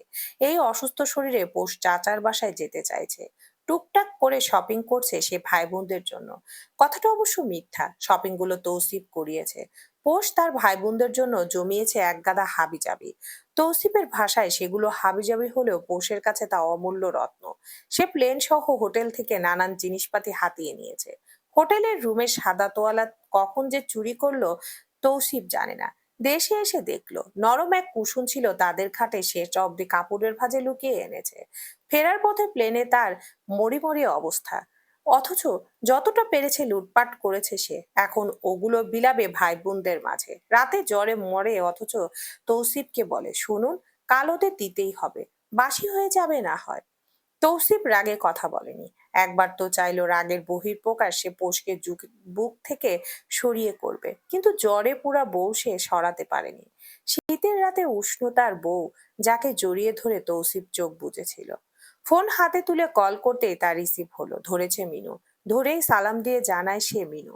তৌসিফ কপাল কুঁচকায়। কোনোভাবে যদি পোষ জানে তার ফোন মিনুর হাতে গিয়েছে তাহলে মিনুকে কি করবে তা তো পরে দেখার বিষয়। তার আগে সে তৌসিফ কে ঝাড়বে। তৌসিফ গম্ভীর কণ্ঠে প্রশ্ন করলো, পোষ রাত কোথায়? ওর ফোন তুমি ধরলে যে? মামা ছোট ভাবি বাইরে গেল মাত্র, ফোন খাটে ছিল, কাপড় রাখতে এসে দেখলাম তাই তুলেছি। পোষ বাইরে গিয়েছে শোনা মাত্র তৌসিফের মেজাজ বিগড়াল। এই অসুস্থ শরীরে কোথায় গেল? তৌসিফ কত করে বুঝালো ওকে, কথা শুনে নাও। আজ তৌসিফ তাকে রাগ দেখাবে। এত আদরে রাখার পরেও কেন এই অবাধ্যতা? রাগ চেপে মিনুকে জিজ্ঞেস করলো, কোথায় গিয়েছে বলেছে? গাড়ি নিয়েছে সাথে? গাড়ি লাগবে কেন মামা, ছোট ভাবি তো বাড়িতেই আছে। মানে? নিচে হাঁটতে গেল মনে হয়, ঘাটের দিকে দেখছি ছাদ থেকে। তৌসিফ ফোঁস করে দম সারলো। ফোন কেটে দিল। ডান হাতটা ঘাড়ে টললো কিছুক্ষণ, কাঁধ ব্যথা করছে তার। ইমুকে ডেকে কাজ বুঝিয়ে তৌসিফ বেরিয়ে গেল। তার মন বলছে পৌষের এখন তাকে দরকার। নিশ্চিত একা একা খারাপ লাগছিল, তাই হয়তো বাইরে বেরিয়েছে। পৌষ নারী কণ্ঠের ডাকে পিছু ফিরে পোষ। অভিজাত্যের ছাপে জর্জরিত একজন নারী দাঁড়িয়ে সামনে। তৌসিফের ভাবি হন সম্পর্কে। পৌষের কপাল কুঁচকে গেল, মেজাজ খারাপ হলো। এত সুন্দর বিকেলে কেন এই উজবুক মহিলার চেহারা দেখতে হবে? পৌষের চোখে মুখে বিরক্তির ছাপ। মহিলাটি তা বুঝলো। তৌহিদের বউ হাসলো। পৌষের বড় আশ্চর্য লাগে। পা থেকে নাক পর্যন্ত স্বর্ণে মুড়ে আছেন উনি। বাড়ির মধ্যে কে পরে এগুলো? পৌষের এখন হাসি পেলেও কেমন আশ্চর্য লাগছে তাকে দেখতে। মীরা এগিয়ে এলো, হাসি মুখে জিজ্ঞেস করলো, হানিমুন কেমন কাটলো? পৌষ অবাক হলো। সবাই জানে তারা হানিমুনে গিয়েছে, কই তৌসিফ মিয়া তো বললো না তাকে। উত্তর না পেয়ে পৌষের বাহুতে হাত রাখে মীরা। পৌষ চমকালো, বলল, ভালো। ঘাটে বসবে, না হলে চলো হাটে। পৌষ সরাসরি নাকচ করে, যেতে হবে আমাকে। তোমার স্বামী আসতে দেরি হবে না? এতদিন পরে বেরিয়েছে, নাকি গুরুত্বপূর্ণ কাজ আছে? আচ্ছা চলো তাহলে উপরে যাই, অনেকদিন যাওয়া হয় না। পৌষের অবস্থা এখন সামনে কুয়ো পিছনে খাল। ও কিছুতেই মীরাকে নিজেদের ফ্ল্যাটে নিতে চাইছে না। কেন জানি ভালো লাগে না। তাই ভেবেচিন্তে বলল, আচ্ছা তাহলে হাঁটি এখানে। ঘাটে? না, হাঁটি শুধু। এই ঘাট নিয়ে পৌষ চরম অপমানিত হয়েছিল তৌসিফ থেকে। যদিও পরে সে নৌকা নিয়ে পৌষকে ঘুরিয়েছে, কিন্তু প্রথম ভয়টা এখনো চাপা কাজ করে তার মাঝে। তৌসিফকে ভয় সে আজীবন পাবে। মুখ চালালেও তার ভেতর টিপ টিপ করে এই লোকের ভয়ে। পোষ বুঝতে দিতে চায় না, কিন্তু চালাক তৌসিফ বুঝে ফেলে। মামাতো ভাই কি না। মীরার কথায় পৌষের ধ্যান ভাঙলো। কোথায় কোথায় ঘুরলে পোষ? অনেক জায়গায় ঘুরেছি, নাম মনে নেই। ভাইয়া গিফট দিল না? দিয়েছে। কি দিল? অনেক কিছুই। ও বুঝেছি, বলতে চাইছো না তাই তো। আচ্ছা থাকুক, এই দেখো এই আংটিটা তোমার ভাসুর দিল, ডায়মন্ডের সাথে ম্যাচিং ইয়াররিংও আছে। তবে কাজ ভারী পরতে মন চাইলো তাই কানে স্বর্ণ দিলাম, 5 ভরির, তাই টানা ছাড়া পড়তে পারি না। তোমার কানেরটা কিসের? পৌষের মাথা ওড়না দিয়ে পুরো ঢাকা দেখার জন্য। ও বলল, আছে ভাবি। ভাবি? যাক, এতক্ষণ মনে পড়লো আমি তোমার যা। শোনো পৌষ, লজ্জা পেও না। এই দেখো না, আমার আর তোমার ভাসুরেরও কত মিল। কিন্তু আমি তাকে ভালোবাসি। প্রথম বাচ্চার পরই মোটা হয়ে গিয়েছিলাম। তৌহিদ তখন মাটি মোটি বলে খেপাতো আমাকে। ওকে ভালোবাসি বলে কত কষ্টেই না শুকালাম। আমি ছিলাম উড়ন্ত এক মেয়ে। তোমার ভাসুরকে ভালোবেসে এখন কতই না সংকুচিত হয়েছি। গত বছর হজ করেছি, এখন মাথা ঢেকে রাখি। বুঝোই তো, কালার করা চুল কত যত্ন নিতে হয়। নিজের বিষয়ে নানান কথা মীরা বলল। পোষ বুঝলো তার থেকে বড় বাচাল মীরা। মাথায় দুই একটা স্ক্রু ঢিলাও আছে। বিষয়টা টুসু ভাইকে জানাতে হবে। পোষ মনে মনে ফোন দিয়ে আটলো। তবে আশ্চর্যের বিষয়, পৌষের সাথে তার ভালোই কথা হলো। পোষ নিজের পরিবার সম্পর্কে তাকে জানালো, যদিও মীরার যথেষ্ট খোঁচানিতে ও বলেছে। মাগরিবের আজান হতে মীরা বলল, নামাজ না পড়লে তোমার ভাসুর রেগে যাবে। তুমি আমার সাথে চলো, চা খেতে খেতে আড্ডা দিই। পোষ মুখ মুছে না করলো, কিন্তু মীরা মানলো না। সিঁড়ি দিয়ে ওঠার সময়ে টেনে ওকে ভেতরে নিল। পোষ এত করে না করলো, কিন্তু মীরা হার মানলো না। চায়ের সাথে নানান রাস্তার আয়োজন করলো। এদিকে ভয়ে ভয়ে বসে আছে পোষ। তৌসিফ জানলে মাইরি না দেয় তাকে। একবার সে না করেছিল যাতে তার ভাই বোনদের সাথে না মিশে। পোষ বা তারা কিছু বললেও পোষ চুপ থাকে। ভয়ে এক ফাঁকা ঢোক গিলল। পোষ ভয়ে ভয়ে নিজেদের ফ্ল্যাটে ঢুকলো। রাত প্রায় 8টার কাছাকাছি। তৌসিফ কি চলে এলো? ও বুঝতে পারছে না। স্বাভাবিক পরিস্থিতি। মিনু টিভিতে নাটক দেখছে। যত কুটনা নাটক আছে তার ওরই দেখতে হবে, হবেই হবে। এমনি সময় হলো ওর সাথে একটু লাগালাগি করতো পোষ, কিন্তু এখন ভয়ে কলিজায় তার পানি শূন্যতা দেখা যাচ্ছে। মামাতো ভাই তার কোথায়? ভীতু পাজোরা তার পদচরণ করে এগিয়ে এলো রুমের কাছাকাছি। জাঁকজমকপূর্ণ ড্রয়িং রুম পেরিয়ে যেই না রুমে ঢুকবে, অমনি দরজার বেল বেজে উঠল। হঠাৎ শব্দে ছিটলে যায় পোষ। ঠান্ডার মধ্যেও যেন কপালে ঘাম ছুটছে। গত রাতের এমনিতেও তৌসিফ রেগেছিল, পোষ বুঝে। এতটুকু তো সে তার তৌসিফকে চিনতে পেরেছে। মীরা এলো কি না জানে। পোষ আসলে পোষ খতম। আসলে পোষ খতম, একেবারে শেষ। ওর বুক উঠানামা করছে। পোষ হাঁপিয়ে উঠলো যেন। ততক্ষণে নাটক ত্যাগ করে মিনু উঠেছে দরজা খুলতে। বউ একজন রান্নাঘরে, হয়তো রাতের খাবার রান্না হচ্ছে। এসেছে থেকে পোষ রান্না বান্নায় হাত দিতে পারেনি, সম্ভব হয়নি। ড্রয়িং রুমের পিলার ধরে দাঁড়িয়ে রইল পোষ। ওর মাথায় নানান কথা চলমান, তার মধ্যে কিছু কিছু মীরার বলা কথা।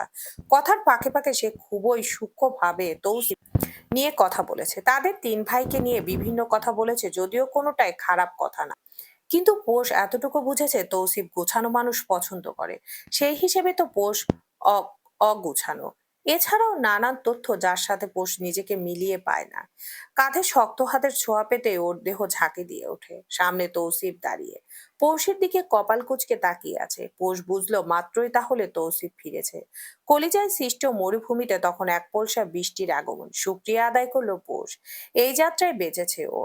তৌসিফ পোষের কপালে হাত রাখলো। এখনো গরম। এই মেয়ে জ্বর কমেনি, অথচ এখানে দাঁড়িয়ে আছে। বাইরেও নাকি ঘুরে এসেছে। একা একা বাইরে ঘুরঘুর করলো। তৌসিফ ফিরতো আরো আগেই হঠাৎ শেষে একটা কল আসায় আবার তাকে শোরুমে যেতে হয়েছে। ঘাড়ের ব্যথা বেড়েছে। পৌষের হাত ধরে রুমে যেতেই পোষ বলল, গিজার অন করবো? গোসল করবেন এখন? হ্যাঁ, কিন্তু তোমাকে করতে হবে না। ও, তাহলে কে করবে? খেয়েছো কিছু? প্রশ্নের উত্তর না দিয়ে তৌসিফ জিজ্ঞেস করে। পোষ মাথা নিচু করে বলল, খেয়েছি। আপনি এখন খাবেন? নিয়ে আসবো? গোসল করে খাবো। তৌসিফ রাগ প্রকাশ করেছে এভাবে পোস্তা চট করে বুঝে নিল। এত বড় এক লোক যদি বাচ্চাদের মতো গাল ফুলিয়ে অভিমান করে তখন কেমন লাগে। পৌষের হাসি পেল, হাসি চেপে বলল, বাসায় একজন এসেছিল, আমি দেখিনি, মিনু দেখেছে। আপনাদের নিচে কিসের জানি কাজ হচ্ছে তার জন্য বলল। হ্যাঁ, বাসার নিচে অফিস রুম করছি একটা, কাজের জন্য কত মানুষের আনাগোনা। আমি চাই না নিজের বাসায় তুমি লুকিয়ে থাকো। তৌসিফ বাথরুমে ঢুকলো, পোষ পা ঝুলিয়ে বসলো বিছানায়। ওর মনে পড়লো কিছু মাস আগে বাসায় একগাদা লোকের আগমন হয়েছিল। পোষ তখন রুমে ঘাপটি মেরে বসেছিল। প্রায় 2 ঘন্টা মিটিং থাকায় পোষ এক রুম থেকে আরেক রুমে যেতে পারেনি। ওই দিনের পর অবশ্য বাসায় অমন ভাবে কাউকে আনেনি তৌসিফ। পোষ অবাক না হয়ে পারল না, এই লোকটা এতটা ভালো কেন, কারণটা কি। তৌসিফ এসে বিছানায় বসতে পোষ নিচ থেকে ওর ঘাড়ে মলম মালিশ করতে লাগলো। তৌসিফ চোখ বুজে নিল। পোষ হা করে তাকিয়ে রইল তৌসিফের পিঠে। ফর্সা চামড়ার লোক। পোষ হাত বাড়িয়ে পিঠ পর্যন্ত মালিশ দিল। তৌসিফ আরামে গুঙিয়ে ওঠে। পোষ পেছন থেকে জড়িয়ে ধরে ওকে, পিঠে ঠোঁট ছোঁয়ায়, ফিসফিস করে ডাকে, তসু ভাই আপনি এত সুন্দর কেন? লজ্জা হওয়া দরকার আপনার, আপনার বউ থেকেও আপনি সুন্দর। আমার বউ নিয়ে খারাপ মন্তব্য করো না হানি, খারাপ হবে। ঘাটে কি করছিলে তুমি আজ? যা, দিল তো রোমাঞ্চের মুহূর্তের 12টা বাজিয়ে। সরে বসে পোষ বলল, বাতাস খেতে গিয়েছিলাম। আর আর কি? মীরা ভাবির কাছে। পৌষের চোখ দুটো বড় বড় হয়ে গেল। তৌসিফ কিভাবে জানলো? ও দেখলো তৌসিফ রক্তলাল চোখে তাকিয়ে আছে ওর দিকে। পোষ মুখ খুলে কিছু বলতে চাইলো কিন্তু সাহসের অভাবে পারল না। এদিকে ক্রমশ নিজের রাগ নিয়ন্ত্রণে ব্যর্থ তৌসিফ। সে সত্যিই ব্যর্থ। প্রয়াস ভালোর মাঝে মন্দ থাকে, সেই মন্দ দেখা যায় না। তারা হয় নীরব ঘাতক, যারা ধীরে ধীরে বিষক্রিয়া করে অতঃপর সবটা শুষে খতম করে। গতরাত থেকে তৌসিফের সাথে পৌষের বনাবনি হয়নি। তৌসিফ রেগে বারান্দায় চলে গিয়েছিল। পৌষ ভয় ভয়ে আর সাহস দেখিয়ে বারান্দায় যায়নি। তৌসিফ রেগে গেলে তার আচার আচরণ বদলে যায়। পৌষের ক্ষেত্রে যথেষ্ট ধৈর্য সে দেখাচ্ছে। পৌষ বুঝে উঠতে রাগের কারণটা আসলে কি। শুধুমাত্র সাথে কথা বলা এতটা রাগ? তৌসিফ তাকে শুরুর দিকে না করেছিল যাতে পোষ এখানে কারুর সাথে ততটা না মেশে, যদিও এদের ভাইদের মাঝে অনেক মিল। মাঝে একবার শুনেছিল মীরা ভাবিকে তৌসিফ তালুকদার যথেষ্ট ধমকেছেন। তৌহিদ তালুকদার বউয়ের হয়ে তখন বড় ভাইয়ের মুখে জীবনে প্রথম তর্ক করেছিলেন। অতঃপর কিছুটা হলেও তাদের সম্পর্কের অবনতি ঘটে। মাঝে শুধু পোষকে নিয়ে হওয়া ঝামেলায় আরেকটু নীরব ঝামেলা হয়েছিল। পৌষের মাথায় তত কিছু ঢোকে না। অপেক্ষা করতে করতে ওর চোখ লেগে আসে। তৌসিফ রাত 12টার পর রুমে ঢুকে লাইট অফ করে সোজা বিছানায় চলে যায়। বিয়ের এতগুলো মাস পর এই প্রথম পৌষকে কাছে টানে না তৌসিফ। নিজের গায়ে কম্বল নেওয়ার সময় কিছুটা পৌষের উপর দিয়ে পাশ ফিরে শুয়ে পড়ে। তার শরীর তখন রাগে কাঁপছিল। কথা না শোনা মানুষের প্রতি তার ভিন্ন অনুভূতি জন্মায়। তৌসিফ প্রকাশ করতে পারে না, তার মাথা তখনও রাগে দপদপ করে। পৌষ সকালে আজ আগেই উঠেছে, নামাজ পড়ে নিজের মতো নাস্তা বানিয়েছে বোয়াদের সাহায্যে। ফাঁকে ফাঁকে উকিও দিচ্ছে। তৌসিফ উঠছে না। পৌষ গরম পানি সহ বাথরুমে দিয়ে রাখলো। করার মতো শুধু রান্নাটাই আছে। তৌসিফ আজ দেরিতে উঠল। তার মেজাজ কিছুটা হলেও ঠান্ডা আপাতত। কাল রাতে বারান্দায় গিয়ে ঠান্ডায় না দাঁড়ালে নিশ্চিত তার হাত উঠে যেত। সে চায় না এটা হোক, কখনোই এমনটা না হোক। ও উঠে যেতে যেতে পৌষ রুমে ঢুকে বিছানা গুছিয়ে নিল। তৌসিফের কাপড় বের করে রাখতে রাখতে মাথাটা চক্কর দিয়ে ওঠে ওর। দুপা পিছিয়ে যেতেই ঠান্ডা এক বুকে ধাক্কা খেয়ায় পেছন থেকে। চোখটা সাময়িক বন্ধ করে পুনরায় খোলে। তৌসিফ ওর বাম হাতের বাহু ধরে। পৌষ ঘুরে দাঁড়ায়, মাথা নিচু করে রাখে। তৌসিফ গম্ভীর কণ্ঠে বলে, মেডিসিন নিয়েছো? পৌষ চুপ। তা দেখে তৌসিফের গলা ভারী হয়ে ওঠে। বলল, জানি নাওনি। তাহলে কি করছিলে এতক্ষণ? মাথা ঘুরাচ্ছে আবারও। আবার হাসপাতালে ঘুরিয়ে আনবো? পৌষের হাতের তালু ঘেমে ওঠে, সাথে ঘামে ঠোঁটের উপরের অংশ। তৌসিফ তা দেখে, ডান হাত বাড়িয়ে মুছিয়ে দিয়ে বলে, বুয়াকে খাবার দিতে বলো। নিচু স্বরে পৌষ জিজ্ঞেস করে, জিমে যাবেন না? সময় রেখেছো তুমি? পোষ মনে মনে কষ্ট পেল। ও ভয় ডাকেনি, ভয় পাওয়াটাও তো অযথা না। তৌসিফ যে এখনো ফুলে ফেপে আছে তা তার আচরণে স্পষ্ট। পোষ কিছু বলার আগেই তৌসিফ ওর মাথায় হাত রাখে, আদরের ভঙ্গিতে মাথায় হাত বুলিয়ে, ঠিক যেন ছোট্ট একটা বাচ্চা। তৌসিফ পোষের নত মুখী মুখের দিকে তাকিয়ে বলে, মীরা ভাবির কাজ ঘেঁষো না পোষরাত। তার পাশ ঘেঁষা মানে আমার কাজ ছাড়া হওয়া। আমি জানি তুমি আমার কাজ ঘেঁষা হয়ে থাকতে চাও। কি ভুল বললাম? পোষ মাথা নাড়ে। তাহলে খবরদার করে বলে দিলাম তার কাছে যাবে না। সে কিন্তু পীর বাবা মানে, কোন বিষে ভরা বান তোমাকে দিয়ে দেবে তুমি টেরও পাবে না। তখন দেখবে আমাকে ভালো লাগছে না, রাস্তার পাশে টোকাইদের ভালো লাগবে, তুমি তখন ঘর ছাইতে চাইবে, আমি তখন বেঁধে রাখবো তোমাকে। আমি তো বউ ছেড়ে দিব না, বুঝেছো আমার কথা? পোষ যেন এই মুহূর্তে সত্যিই অবাক বনে গেল। মীরার মতো মানুষ জাদুবিদ্যায় বিশ্বাসী, এটাও হতে পারে? তৌসিফ ওর আশ্চর্য ভাব দেখে আড়ালে ফিচেল হাসলো। মীরার মতো মানুষদের স্বয়ং শয়তানও ভয় পাবে। এরা দেখতে শুনতে বোকা হলেও এরা বিনা কারণে অন্যর ঘর ভাঙতে শান্তি পায়। তৌসিফ তালুকদারের বউয়ের পর একমাত্র মীরাই আছে যে বোয়াদের দিয়ে দিয়ে সারা মহলায় জাহির করিয়েছিল যে তৌসিফ কাজের মেয়ের সাথে সম্পর্কে জড়িয়েছে। খবরা খবর সবটা সে জানে। মীরা তাকে দেখলেই 2 মাইল দূরত্ব বজায় রাখে। এই বাড়িতে পিয়াসির সাথে ছিল তার গভীর খাতির। তৌসিফ ভেবেছে আর একবার পৌষের আশেপাশে মীরাকে দেখলে পৌষের আগে মীরার মাথা ও ঠিক করে দেবে। স্বামীর টাকায় টান ফেলতে তৌসিফের ঘন্টাখানিক সময় লাগবে। ডাইনিং এর সাপ্লাই বন্ধ করতে আর কতক্ষণ? খারাপ তৌসিফ হতে চায় না, পরিস্থিতি তাকে দিয়ে খারাপ কাজ করিয়ে নেয়। পোষ খাবার সাজাচ্ছে, ওর মাথায় এখনো তৌসিফের কথা ঘুরছে। তৌসিফ এসেই বলল, বুয়া ডিম সিদ্ধ দিও একটা। পোষ ডিমের প্লেট এগিয়ে দিয়ে বলল, পোস্ট করেছি আজকে। আচ্ছা। বলে পোষকে খেতে খেতে পোষ বলে, আজ ভার্সিটি যেতে হবে, কাল থেকে পরীক্ষা, যাবে? না মানে? বলো। আমার সাথে কথা বলার সময় ফ্রিলি বলবে পোষরাত, এত ভনিতার দরকার নেই। পোষ চোখ নামিয়ে ফেললো। ওর কেন জানি মনে হচ্ছে তৌসিফ এখনো রেগে। তবুও সাহস জুগিয়ে বলল, বেতন বাকি 2 মাসের। আমাকে যেই টাকা হাত খরচে দিয়েছিলেন তা তো আমি ওখানেই শেষ করে ফেলেছি। তৌসিফ একবার কপাল কুঁচকে তাকালো। যা কেনার তৌসিফ টাকা দিয়ে। পৌষের খরচ হলো কখনো জিজ্ঞেস করলো না, শুধু বলল, ডয়ারে তো টাকা থাকে পৌষা, তোমার যা লাগবে খরচ করবে, আমাকে জিজ্ঞেস করার দরকার নেই। পৌষ চুপ করে মাথা নাড়লো। বুয়া ডিম সিদ্ধ আনতেই তৌসিফ তা পৌষকে দিল। পৌষের এখন মোটেও ডিম খেতে মন চাইছে না, কিন্তু তৌসিফের গাম্ভীর্যপূর্ণ মুখের দিকে তাকিয়ে কিছু বলতেও পারছে না। চুপচাপ গিলে খেয়ে নিল। তুমি ভর্তা বাড়ছো কেন সোহা? মেহেদীর গলা শুনে সোহা উঠে দাঁড়ালো, বলল, খেতে মন চাইছিল। আশ্চর্য, তুমি কাউকে বলতো? কাকে? মেহেদী ভাবুক হলো। আসলেই তো কাকে বলতো সোহা? মা তো ঝুঁকে কাজ করতে পারবে না, তার কোমরের সমস্যা। মেহেদী সোহাকে ঠেলে সরিয়ে দিল, নিজেই বসে হাত দিল। সোহা চেয়ার টেনে বসেছে, ওর মুখে হাসি। প্রথমবার পাটায় হাত দিলে যা হয় আর কি। কিছুতেই পুঁতা ধরে রাখতে পারছে না মেহেদী। বহু কষ্টে ছাড়ি ছড়িয়ে ছিটিয়ে সে ভর্তা বানালো, শুটকি ভর্তা। সোহা মুখে লালা চলে এলো। পাতিল থেকে ভাত নিয়ে পাটায় দিল, এখান থেকে মেখে দিন, পাটায় অবশিষ্ট ভর্তার স্বাদই ভিন্ন। মেহেদী হাসি মুখে ভাত মেখে লোকমা করে দিল। সোহা বসে বসে তখন খাচ্ছে। দুপুরের সময় হয়নি তখনও। এমন সময় মেহেদীর হাতে বসে বসে খাওয়ার দৃশ্যটা নেহাত সাধারণ নয়। পাশের বাড়ির এক মহিলা দেখলেন সবটা জানালা দিয়ে। সোহা মেহেদীকে জোর করতেই ও খেলো একটু। হাত মুখ ধুয়ে মেহেদী যাওয়ার আগে সোহার পেটে হাত দিয়ে কপালে চুমু খেলো, বলল, কষ্টদায়ক কোনো কাজ করো না সোহা। সোহা মাথা নাড়ে। ততক্ষণে ওই মহিলা হাজির, এসে মেহেদীর মাকে ডাকলেন। সোহা তখন রান্নায় মনোযোগ দিয়ে। ওর শাশুড়ি আসা মাত্রই মহিলা বিভিন্নভাবে ইনিয়ে বিনিয়ে জানিয়ে দিল মেহেদীকে দিয়ে কিভাবে সোহা খাটাচ্ছে। ওর শাশুড়ি অবাকই হলেন। মহিলা দেখলো তেমন প্রতিক্রিয়া নেই, তাই বললেন, শোনো মেহেদীর মা, ছেলে শিক্ষিত, হাতে ধরে রাখো। এখনো ওই বইয়ের গোলামি করে, 2 দিন পর বাচ্চা আসলে বইয়ের পা ধরে থাকবে। ওর শাশুড়ি মাথা নাড়লেন, সোহাকে ডাকলেন। সোহা এতক্ষণ সবটা শুনেছে। ভেতরে রাগ ফুঁসছে। এগিয়ে আসতে ওর শাশুড়ি বললেন, মা, যখন যা খেতে মন চাইবে আমাকে, তোমার শ্বশুরকে, না হলে মেহেদীকে বলবে। আমার নাতি নাতনির মুখ দিয়ে যাতে লালা না পড়ে। মহিলার উৎসুক হওয়া মুখ চুপসে গেল। সোহার ভীষণ হাসি পেল। আহারে বেচারি, আগুন লাগাতে এসে আগুন জ্বালাতে পারলো না, বড়ই কষ্টের বিষয়।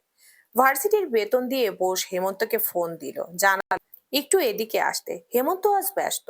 পোষ জোর দিল না। হেমন্ত একটু হেসে বলল, জ্যৈষ্ঠ মাসকে পাঠাচ্ছি তারা। পোষ ঠোঁট উল্টে আচ্ছা বলে। ও কেন জানি এখনো সাহস পায় না ভাই বোনদের নিজের বাসায় নিতে। তৌসিফও আগ বাড়িয়ে কখনো বলে না। একবার ইনিমিনিকে শুধু নিয়ে এলো। ওই বাসায় কারোর সাথে ফোনে কথা বললে যদি কিছু বলে না, কিন্তু যেতে দিতে চায় না। পোষ একা একাই হাঁটতে হাঁটতে রাস্তায় এলো। বাইরে তখন কিছু ছেলে পেলে একজন ইশারায় পোষকে দেখলো। পোষ ভুরু কুচকে তাকালো। বাইকে হেলান দিয়ে দাঁড়ানো ছেলেটা সেই ছেলেটা যাকে পোষ কয়েক মাস আগে টুনটুনিতে মেরেছিল। আহা, কি শটটাই না মেরেছিল পোষ! ছেলেগুলো ভয়ে পালালো এক প্রকার। পোষ গর্ববোধ করলো, অথচ বুঝলোই না তৌসিফ তালুকদারের ট্রিটমেন্ট দিয়েছে, স্পেশাল ট্রিটমেন্ট। জ্যৈষ্ঠ আসতে দেরি হয়, পৌষ কল লাগালো। তখনই দেখলো রোডের অপর পাশে চৈত্র আর জ্যৈষ্ঠ একসাথে আসছে, সাথে পিহা। পৌষের গাল চওড়া হলো, গলায় জড়তা সৃষ্টি হলো, তার কলিজাগুলো আসছে। পৌষ হাত নেড়ে ওদের ডাকা মাত্র হাতে টান অনুভব করে, তাকাতেই চমকায়। মীরা দাঁড়িয়ে, পৌষের ঘাম ছুটার জোগাড়। তৌসিফ এবার তাকে জানে মেরে দিবে। পৌষ তাড়াতাড়ি হাত ছাড়লো, পালাতে চাইলো, কিন্তু তার আগে অদ্ভুতভাবে হেসে মীরা বলে গেল, পিয়াসীকে বাচ্চা না হওয়ার জন্য তৌসিফ ছেড়েছিল, তোমাকেও ছেড়ে দিবে পোষ। এই কথা আমি যাতে তোমাকে না জানাই এর জন্য আমার থেকে দূরে থাকতে বলে। তোমার নিশ্চিত সমস্যা আছে পোষ, তাই এখনো তৌসিফ বাবা ডাক শুনতে পায়নি। ও তোমাকে ছেড়ে দিবে। পৌষের কানে আর ঢুকলো না। মীরা গাড়িতে উঠে চলে গেল। এদিক রাস্তায় ঢলে পড়ে পোষ। পড়ার ঠিক আগ মুহূর্তে পেছন থেকে হেমন্ত ধরে ফেললো। সামনে থেকে তখন ভাই বোনগুলো ছুটে আসছে। পোষ হাত বাড়ালো, ইনিমিনি কোথা থেকে এসে ওর বুকে চলে এলো। পোষ ঝাপসা দেখলো ওর সবগুলো ভাই বোন এসেছে নিশ্চিত পোষকে চমকাতে তাদের এই আগমন। ওর মুখ দিয়ে অস্পষ্ট বের হলো, তৌসিফ। পোষকে নিয়ে বাড়িতে আসতে চেয়েছিল হেমন্ত, কিন্তু জ্ঞান ফেরার পর পোষ না করেছে।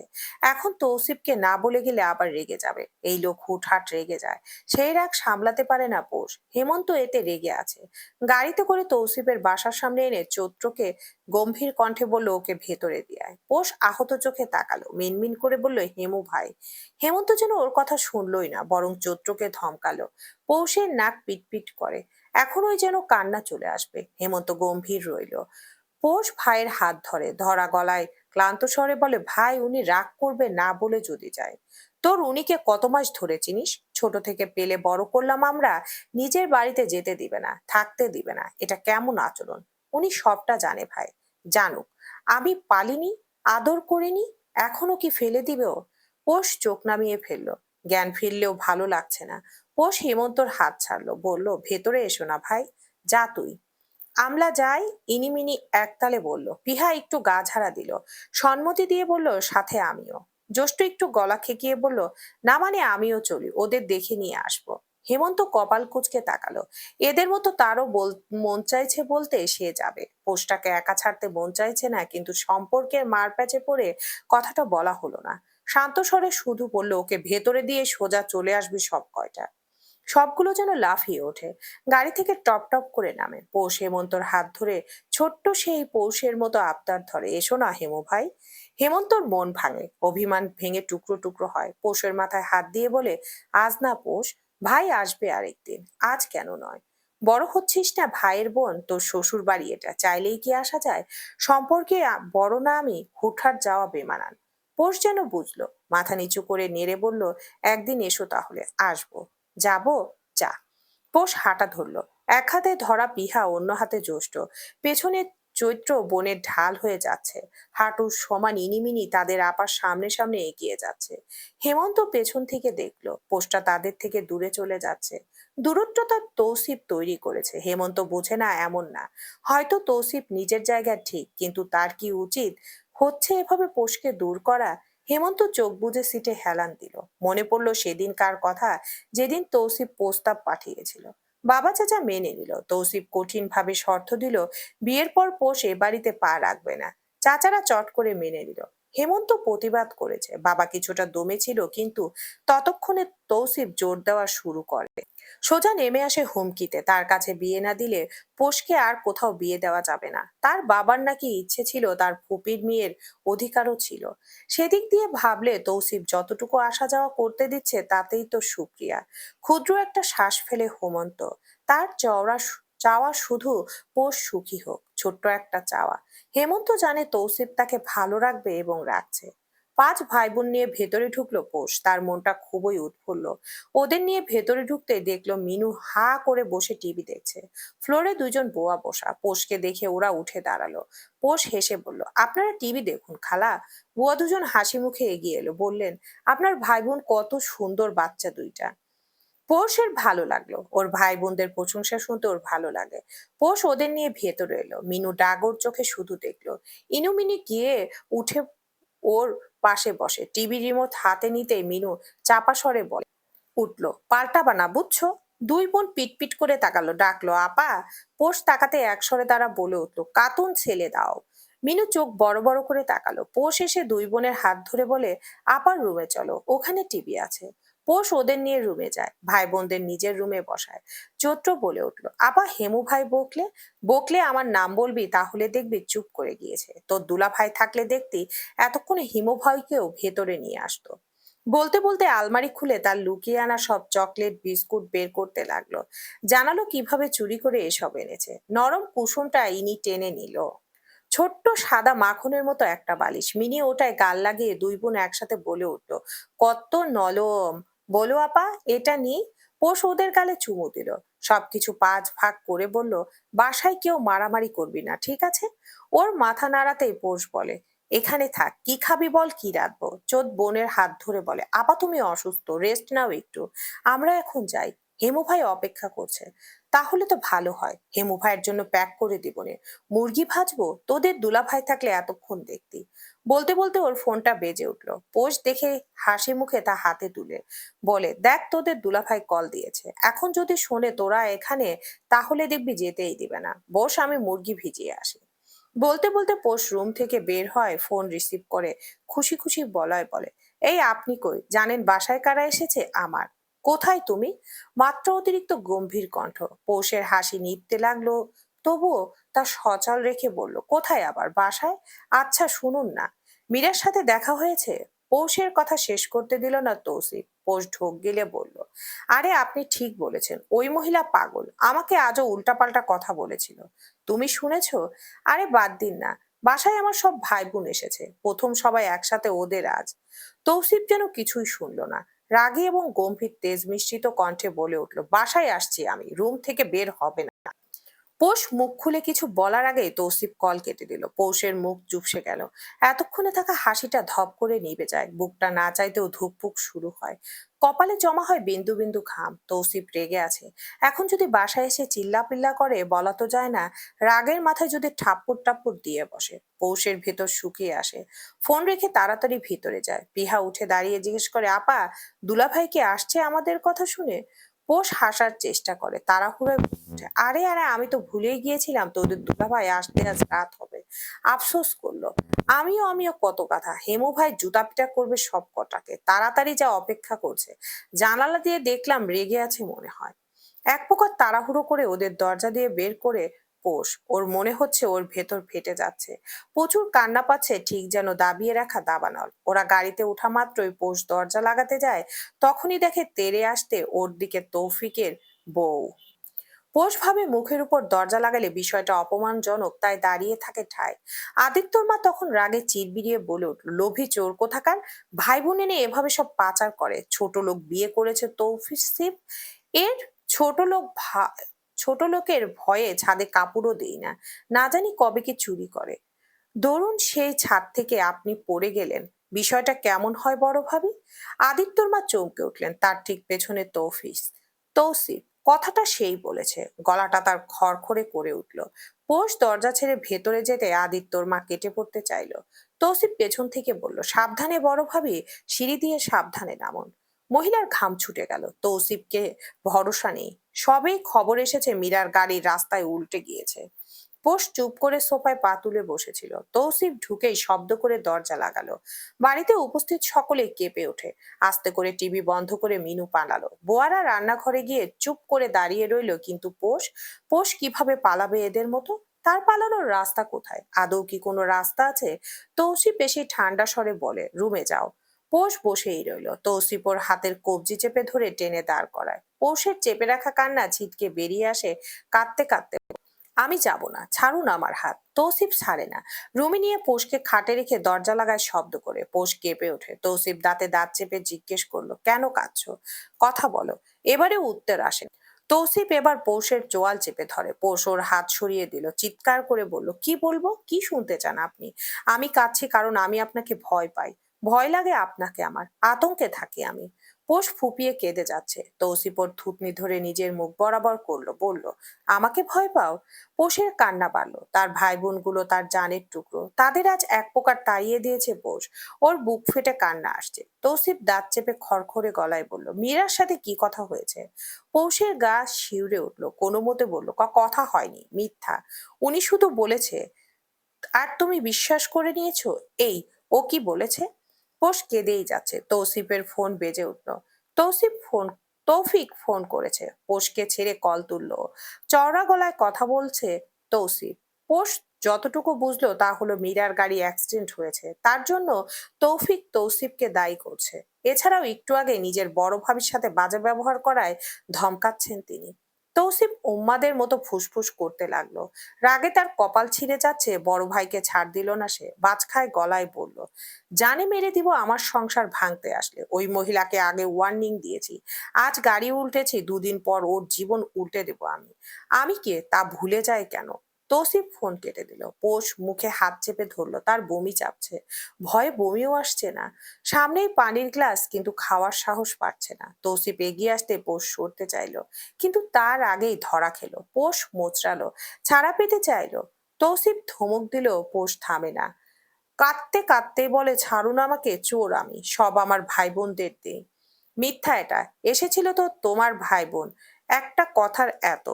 পৌষের মাথায় কথাটা ঢুকলো না। তার দুর্বল মস্তিষ্ক তাকে শুধু বোঝালো তৌসিফ তাকে চোর ভাবছে। পৌষ তার ভাই বোনদের সব দিয়ে দেয়। ওর মাথা ঘুরে গেল। আজ পর্যন্ত একটা সুতাও তো দিল না ও। যা করার তৌসিফ করে। আজও তৌসিফের অনুমতি ছাড়া একটা চকলেটও দেয়নি। যা দিয়েছে তার সবটা পোষ টুকটাক করে লুকিয়ে এনেছে। পোষ তৌসিফকে ধাক্কা দিয়ে সরিয়ে দিল। ওর বুকটা ওঠানামা করছে। দৌড়ে রুম থেকে বের হতে হতে বলল, সব এনে দিব, সব ফেরত দিব। আমার ভাই বোন ফকির না, ওরা না খেয়ে থাকে না। তৌসিফ উঠে ওকে ধরতে ধরতে পোষ বাইরে দিয়ে দরজা লাগিয়ে দৌড়ে বেরিয়ে গেল। তৌসিফ সমান তালে চিৎকার করে গেল। বুয়াদের ডাকতেই তারা দরজা খুললো। তৌসিফ পেছনে দৌড় দিল। ও কি বলল আর পোষ কি বুঝলো? কথাটা শেষও করতে দিল না। তৌসিফ নামতে নামতে পোষ সিএনজিতে উঠেছে। দূরত্ব নগণ্য। তৌসিফ পিছু নিল। এই মেয়ে তাকে জ্বালিয়ে মারবে। পোষ নিজেদের বাসার সামনে নেমেই বলল, ভাড়া পাঠাচ্ছি। বলতে বলতে দেখলো পেছনে তৌসিফ। পোষ ভেতরে দৌড়ে ঢুকলো, সোজা গেল পিহার রুমে। ততক্ষণে ওকে দেখে শ্রেয়া এসেছে। পিহা থেকে সব নিয়ে দুই ভাইয়ের রুম থেকে চকলেটগুলো নিয়ে এলো। তৌসিফ ভেতরে ঢোকা মাত্রই হেমন্তও বের হয়েছে। বাসায় শুধু বড় চাচা ছিলেন। পোষকে এভাবে দেখে ভয় পেয়ে গেলেন। ইনিমিনি রুমে ঢুকে চকলেট সহ ওই কুসুমটা নিতে গেলে দুজন টেনে ধরলো। টলমলে চোখে তাকিয়ে বলল, আপা, এটা না দিই? তৌসিফ পোষের হাত ধরে বলল, ছাড়ো এটা। পোষ ধমকে উঠলো, ছাড় এটা, এটা ওনাদের, আমার না। ফেরত দিতে হবে, চুরি করে এনেছিলাম, চোর আমি। বলে একটানে নিয়ে নিল পোষ। পাগলের মতো চকলেট গুনে গুনে বলল, একটাও কেউ খায়নি, সবগুলো আছে, গুনে দেখুন দেখুন। তৌসিফের বুকে অসহনীয় জ্বালা হলো। পৌষের হাত শক্ত করে ধরে বলল, সোজা বাসায় এখন। পৌষ ওভাবেই ছেয়াকে বলল, ভাবি, বাবুকে যে ব্রেসলেট দিল ওটা ফেরত দিয়ে দাও। ওনারা চোর ভাবে আমাকে। ছোট্ট জানটা ওর ফুপির শ্বশুর বাড়ির জিনিস পড়তে পারবে না। ফেরত দাও, এখনই দিয়ে দাও। বলতে বলতে নিজের গলার পাতলা চেনটা এক টানে ছিঁড়ে শ্রেয়ার হাতে দিয়ে বলল, এটা আমার, আমার মায়ের। তৌসিফ দাঁতে দাঁত চেপে পৌষের চোয়াল শক্ত করে চেপে ধরে। মুহূর্তেই তৌসিফের ডান হাতের শক্ত নখগুলো ডেবে গেল পৌষের গালে। পৌষ তখনও বলল, ভাবি নিয়ে এসো। বড় চাচা এতক্ষণে এগিয়ে এলেন। জিজ্ঞেস করলেন, কি হয়েছে পৌষ? কিচ্ছু হয়নি। শ্রেয়া ব্রেসলেট আনতেই পোষটা নিয়ে নিল। তৌসিফের হাতে ধরিয়ে বলল, চলুন আমরা চলে যাই। সবাইকে অবাক করে দিয়ে যেতে যেতে পোষ বলল, আজকের পর থেকে আমি তোদের কাছে মৃত। কেউ কখনো আমার খোঁজ নিবি না, ফোন দিবি না। আমি আমার মা বাবার মতোই মৃত। খুব স্বাভাবিকভাবে পোষ বিদায় নিয়ে চলে গেল। গাড়িতে উঠে চুপ করে রইল। তৌসিফও কথা বলল না। গাড়ি চলল কম সময়। ওরা পৌঁছাতে পোষ আগে দৌড়ে উঠল। আদিত্যদের ফ্ল্যাটের সামনে এসে এক নাগাড়ে বেল বাজালো। তৌসিফ ওকে ধরে সরানোর আগেই হাতে থাকা চকলেট, বিস্কুট আর কুশন পোষ ভেতরে ছুড়ে দিল। ঝাঁঝালো গলায় বলে উঠল, চুরির মাল ফেরত দিয়ে গেলাম। পোষ চলে গেল। তৌসিফও চলে গেল। এদিকে হা করে তাকিয়ে আছে আদিত্যর মা। অপমানে গা জ্বলছে তার।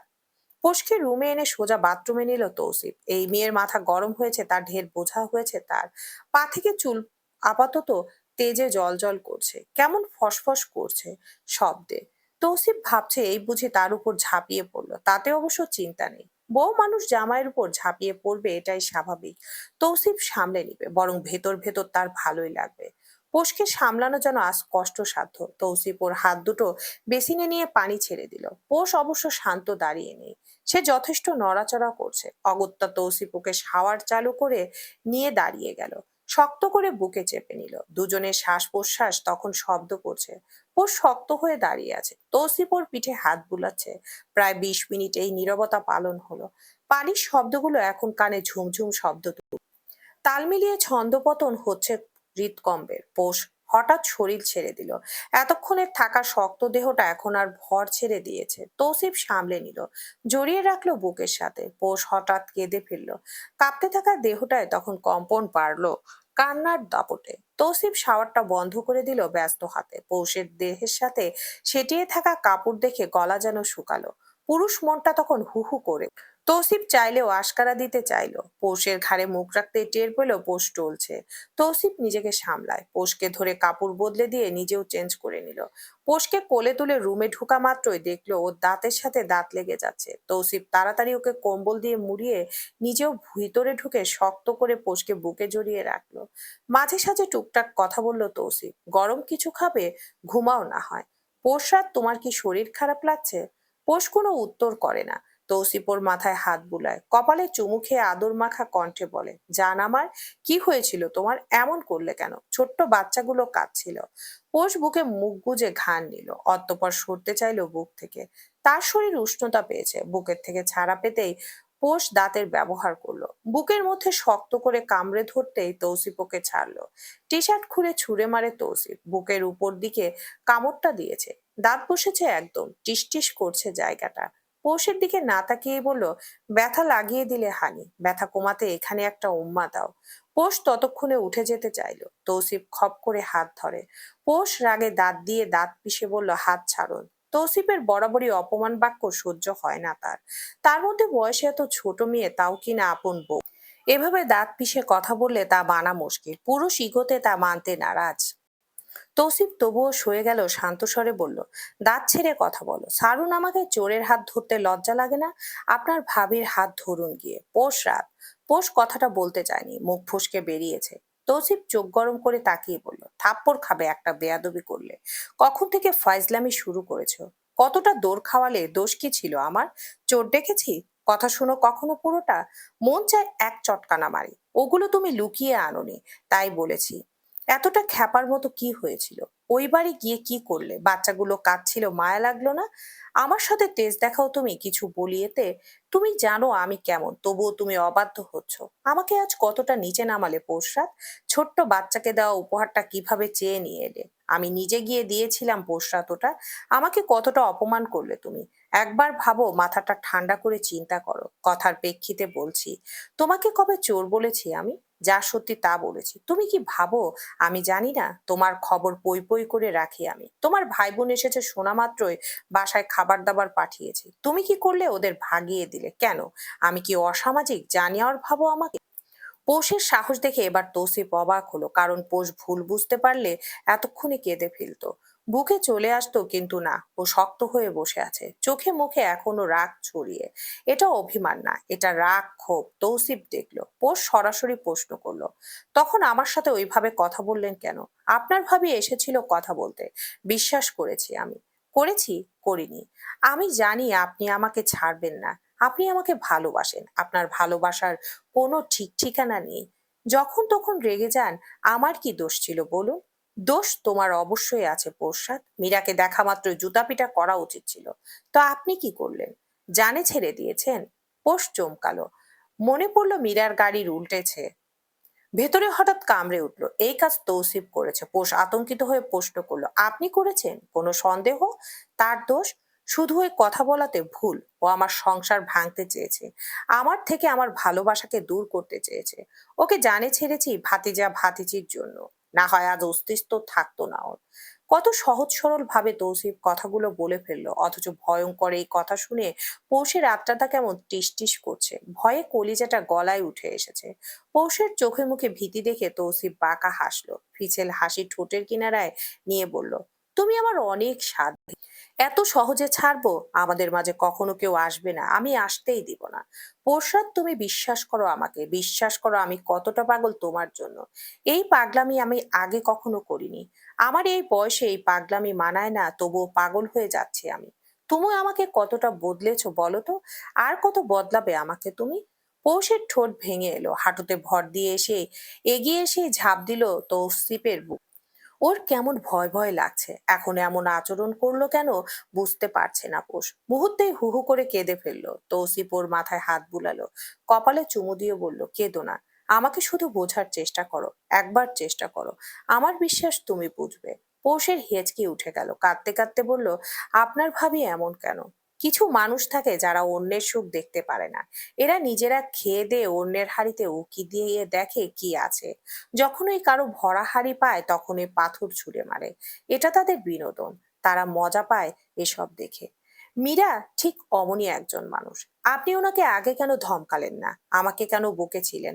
এজন্যই কষ্ট পেয়েছি। আমি জানি না কেন আমি এমন করেছি। তৌসিফ দুই হাতে পৌষের মুখ মুছে পরপরই চোখ দিয়ে পানি পড়ে। তৌসিফ হেসে ফেলল, বলল, আর কাঁদে না তো হানি। মীরাকে বকে কি কি কে কি বলল? প্রথম ঝাড়িটা তাকে তৌহিদের কাছে খাইয়েছিলাম। এদিক থেকে তোমাকে শাসনে রেখেছি যাতে বকে না যাও। বউ আমি শাসনে রাখবো, আমিই ভালোবাসবো, চলবে।